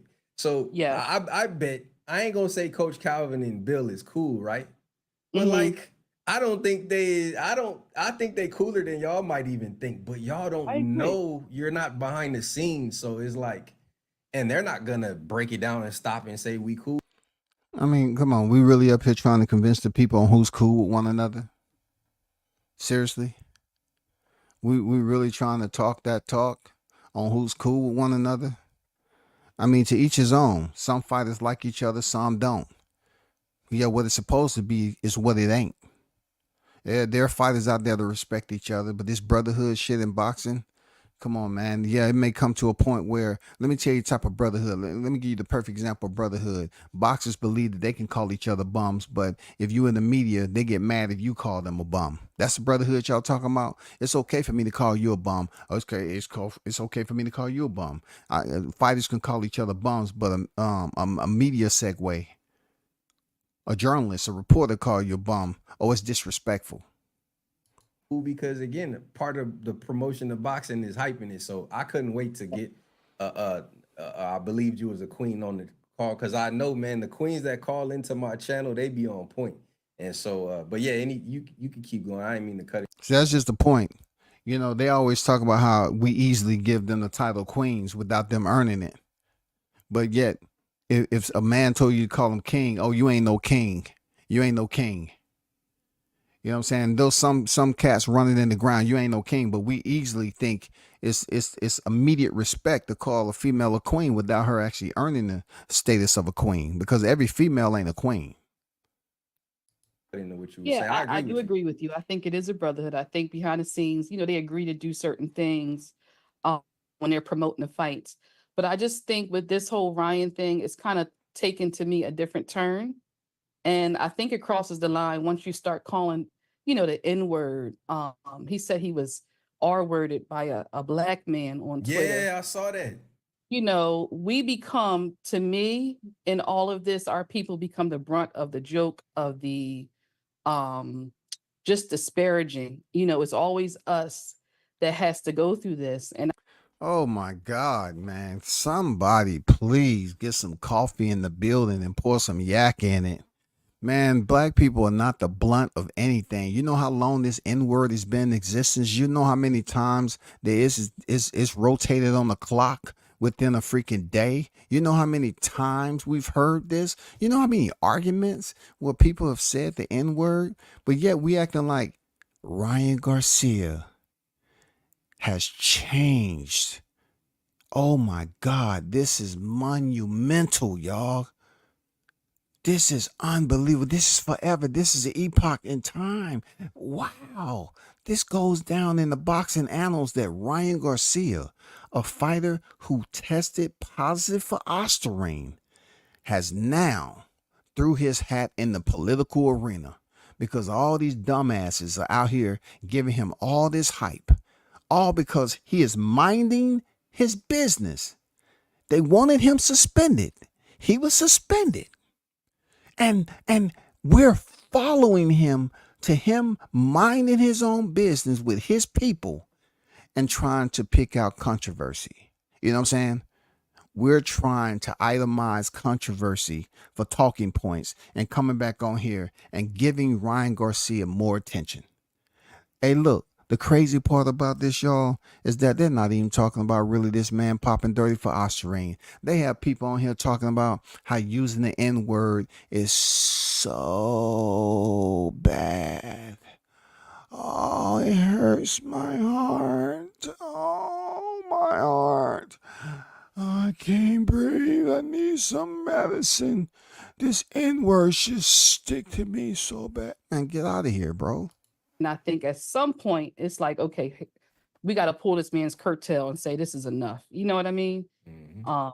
And I just don't, you know, I feel like sometimes we're together, a lot of times we're not. But I mean, hey, obviously, sometimes you feel like a nut, and sometimes you don't. I mean, obviously, you just wanted to call and have a pillow talk conversation, and look, I don't have no problem with that. I don't have no problem with that. But don't pretend like you called in to speak on the topic, and you're not making any sense. You know, you're speaking like this is the first time in existence. It's infinite when it comes to the N word being used, whether it's with the ER on it or the A. It's infinite. It's uncountable.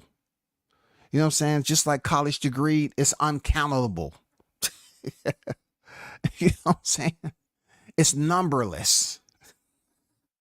Jesus, man. but certain things we should definitely stay on cold for, and it just shouldn't be allowed. I saw him say that Carissa's father assaulted her. I mean, God, it's like enough is enough. You know what I mean? At the end of the day, this is past sports, and I don't see him doing this to other fighters that are not black, another woman fighter, or like, you know, he kind of touched on Caleb, but not really. Yeah. But for him to be in that black fighter, Oh, for real?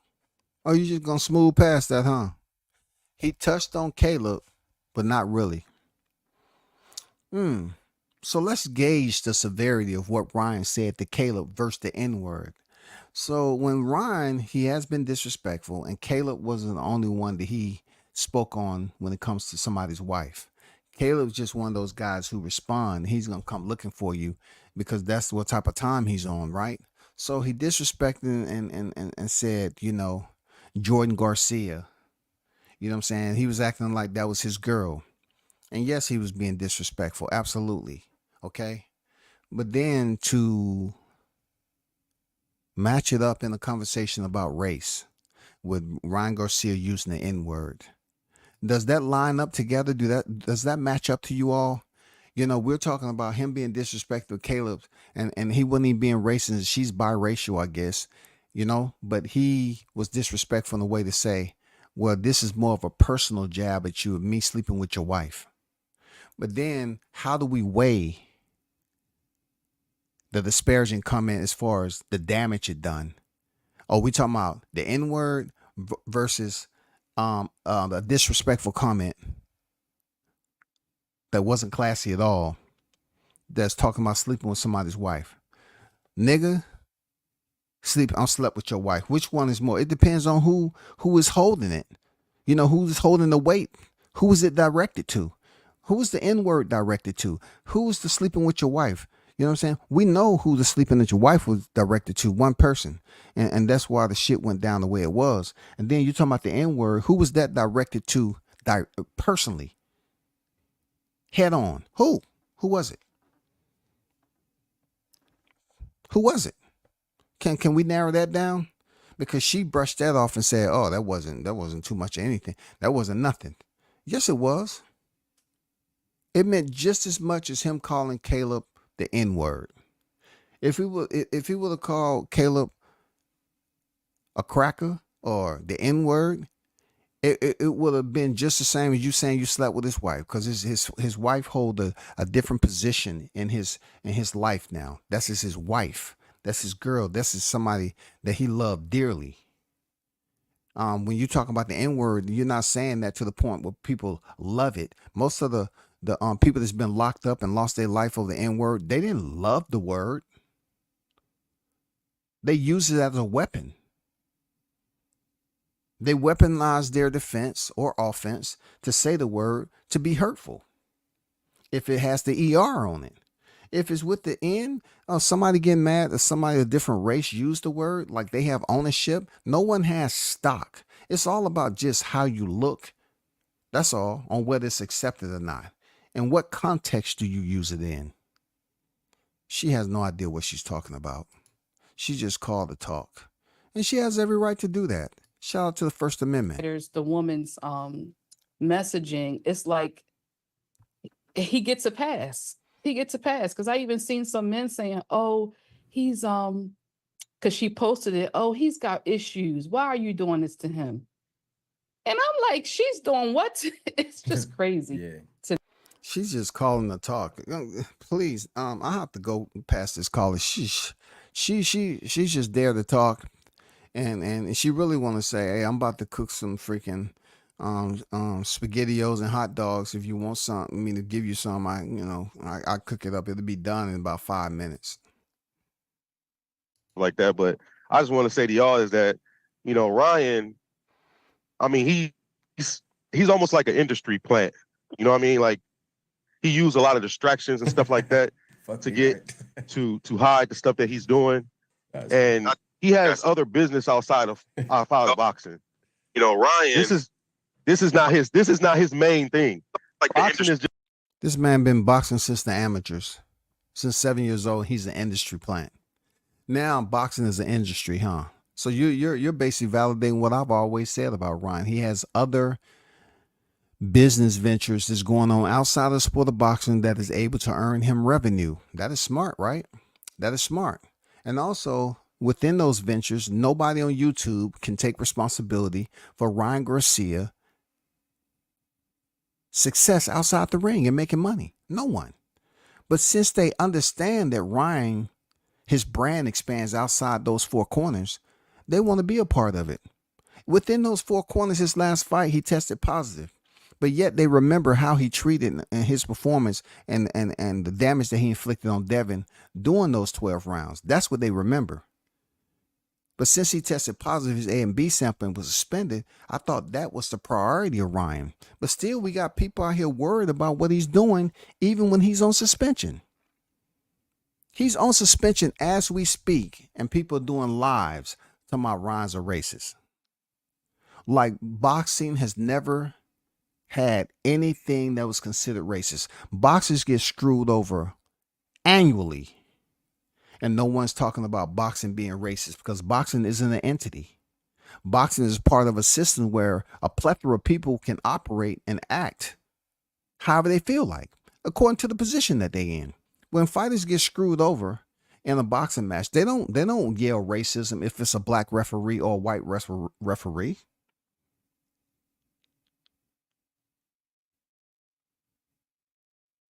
It's been referees that had controversial stoppages. They have judges that's been out there that had scorecards that didn't make any sense when you look at the fight in its totality. But they always want to pick and choose what somebody said at the presser. Whatever, look, that box can have black fighters attend their gym. They can have black sparring partners. They can have black friends and all that. They go to a press conference and say, well, I'm going to bring a bucket of chicken. Ah, you're racist. You're right. Just like they brought Mauricio Suleiman on here to talk and try to talk about how he was racist. And though he has some questionable designs for them Juneteenth belts, real talk, that freedom belt and shit, that shit need to go away. It doesn't give us a good look. But they busy want to include like what Ryan Garcia is saying right now. And you notice they're not even talking about any of what he did leading up on the Devin Haney promo, him acting crazy, him saying all the shit he said. You know what I'm saying?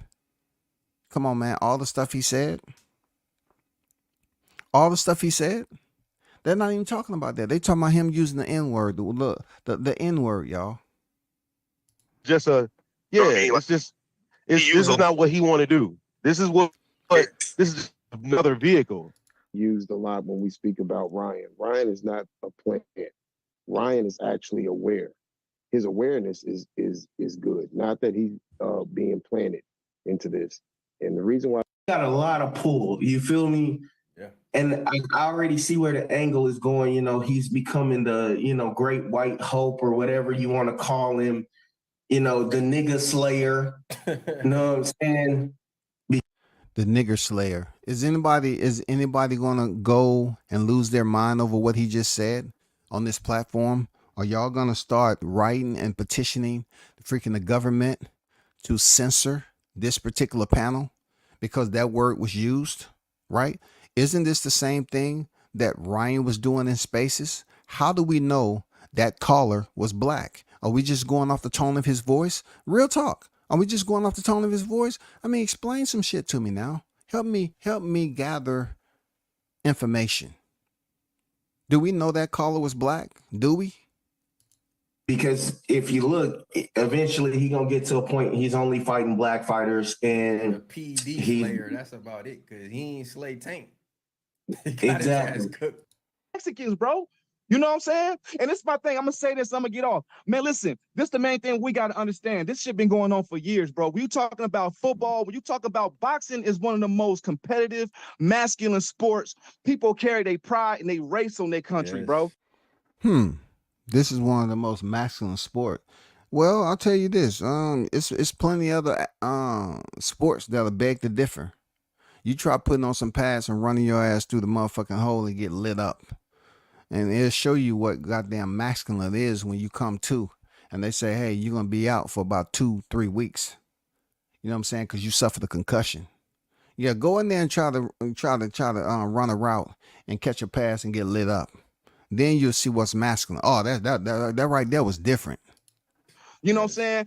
That's why they still fucking with Floyd. Floyd been retired. Man, you know how they stay on this man like this man still fighting. You know what I'm saying? And all kind of shit. And the thing is, because they want to see, it's not about boxing, bro. It's the fact that this Mexican dude beat the shit out of a black dude, bro. Period. You know what I'm saying? That's supposed to be one of the pound for pound people, bro. And I that's cool. He beat the shit out of him. I'm not mad at that. But motherfucker, you cheated. And it was enough for them to suspend you for a year. It was enough, $1 billion. No doesn't matter, motherfucker. They suspended you. If he would have died in that ring, would y'all still be throwing these damn memes and shit? Oh my God. Somebody grab a box of Huggies, man. See if there's any coupons out there. Buy one box, get another one free. Where were you all when Javier Chavez, that Julio whatever his name is, pop dirty again? Huh? Javier Martinez, Javier Cesar Martinez. Where was you when Javier Cesar Martinez, a Mexican, popped dirty for 2 maskinagers and clomiphene? Where were you all? Did y'all take this much effort when Conor Ben tested positive for clomiphene, eating 1,463 eggs in one day to gain weight to face Chris Eubanks Jr.? Were y'all up here tripping over that? Did y'all feel some type of way when Alicia Baumgartner popped dirty? I didn't hear all this zoning in, you know what I'm saying, like y'all doing Ryan Garcia. Seriously, I didn't hear all this zoning in, this chair gauging.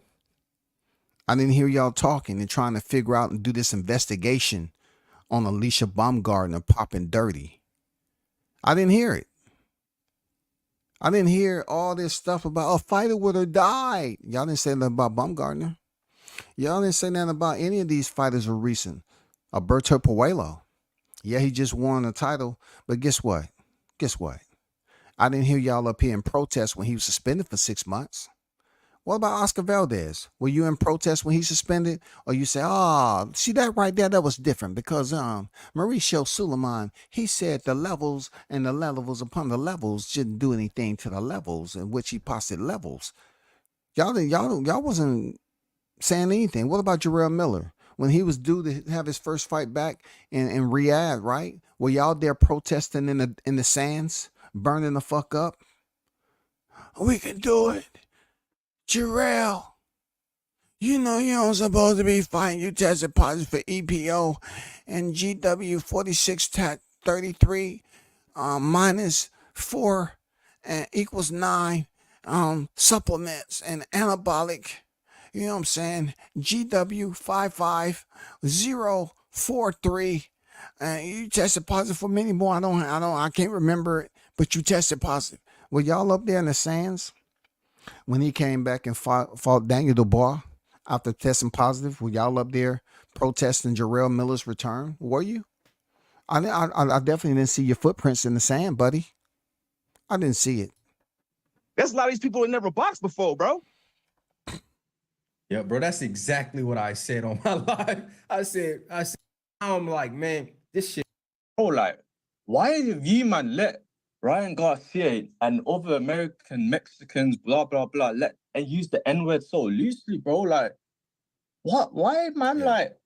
Like, for example, like, someone like Tyson Fury couldn't do that in the UK. And we all know he's on the torn race. Like, Man, because for me, it's like, all right, cool. We know there's a mixed baggage. There's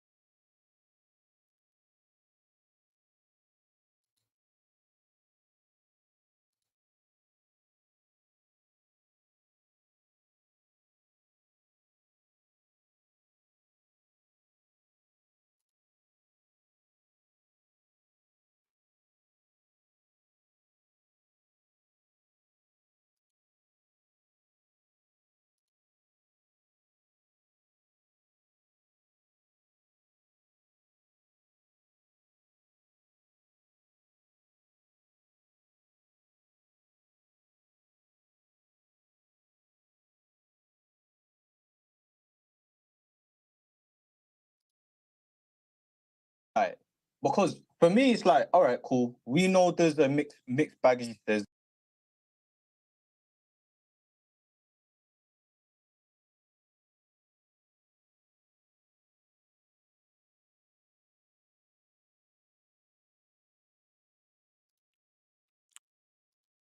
anyway, Gumbo said, I'm so happy I was raised both parents because some of you guys sound like girls, very moist.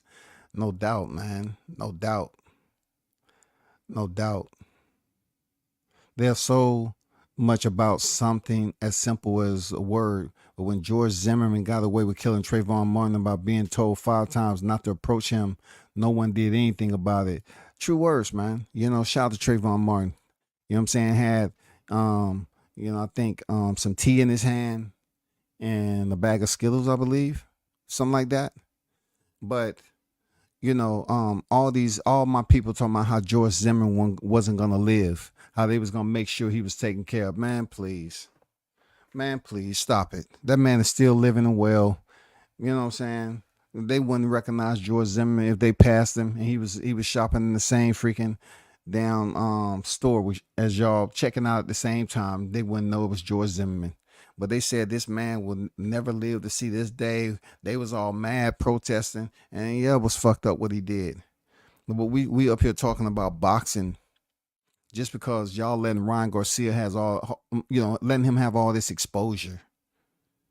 Y'all letting this man have all this exposure. What's wrong with y'all? Y'all letting this man have all this exposure. Hold on for a second.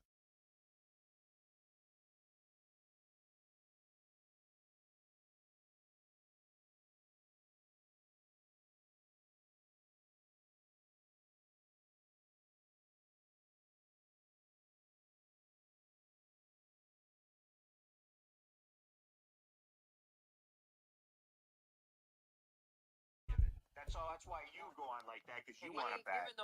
You're a bitch ass hypocrite. You're a hypocrite. You're a hypocrite.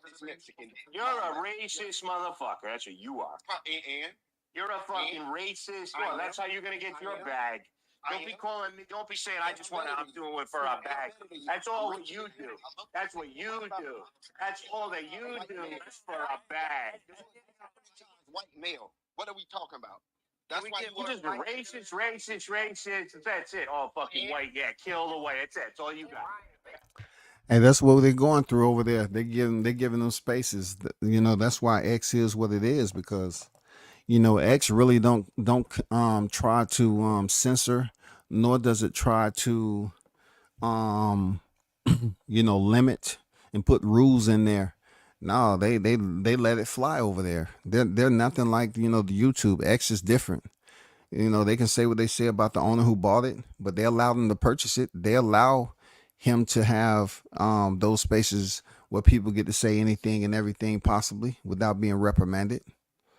Because some people, believe it or not, some people look at it like, hey, we got the freedom of speech to say what we want to say. Ryan Garcia is just over there saying what he want to say. And people feel some type of way about it because they're bored. Real talk. It's because people are bored, and there's not much to talk about until the end of this month. Crawford's fighting next. It's not much going on right now. We have a fight card that's coming up this week. You know what I'm saying? So you just look at it as yeah, we got a fight card coming up. But it's Shakur Stevenson. Yeah, we had a big conversation about Shakur Stevenson, coming up this weekend. Yeah, people want to talk about it. But it's not a huge, grandiose card to the point where it's taking people's time away to speak on it. No, they want to speak on controversy. It's people that have goals. They have a goal to make 500,000 on YouTube. You know what I'm saying? It's people that have goals to be, different streamers. They want to be considered to be elite. They have people with goals to be elite streamers, and they believe they're going to get that status by talking about boxing and everything that goes along with boxing. Man, come on, bro. This is unbelievable. But hopefully y'all enjoyed this portion of the live stream, and shout out to Babyside. I did use his freaking audio. Let me put that up there. Content disclaimer. I did put it up there. You know what I'm saying? Shout out to Babyside. And for those individuals that learn something, cool. But one thing I always tell you, be able to think for yourself, and not everything you hear, just because it makes you think, you know what I'm saying? Like it makes you think like, that's different. Don't mean it's something you should keep. Just because it makes you think and process stuff different, like it's strange, something you ain't never heard, doesn't mean it's wisdom. It doesn't mean you woke. You know what I'm saying? Be careful about that word conscious. Be careful about what you allow to keep you consciously engaged. Everything ain't meant for you to pay attention to. God didn't bless us with the mute button. Okay, we can turn off our ears. Now I can't hear anything. Okay, snap, turn it back on. We don't do that. Just like we wasn't blessed with reading people's minds. We can read body language. So you hear the BS that's out here, just tread with caution, especially on this social media platform. And that's that. Until next time, man, salute to the hottest chat in the MF and game, man. Hold it down. Enjoy y'all 4th of July. I'm out. Peace.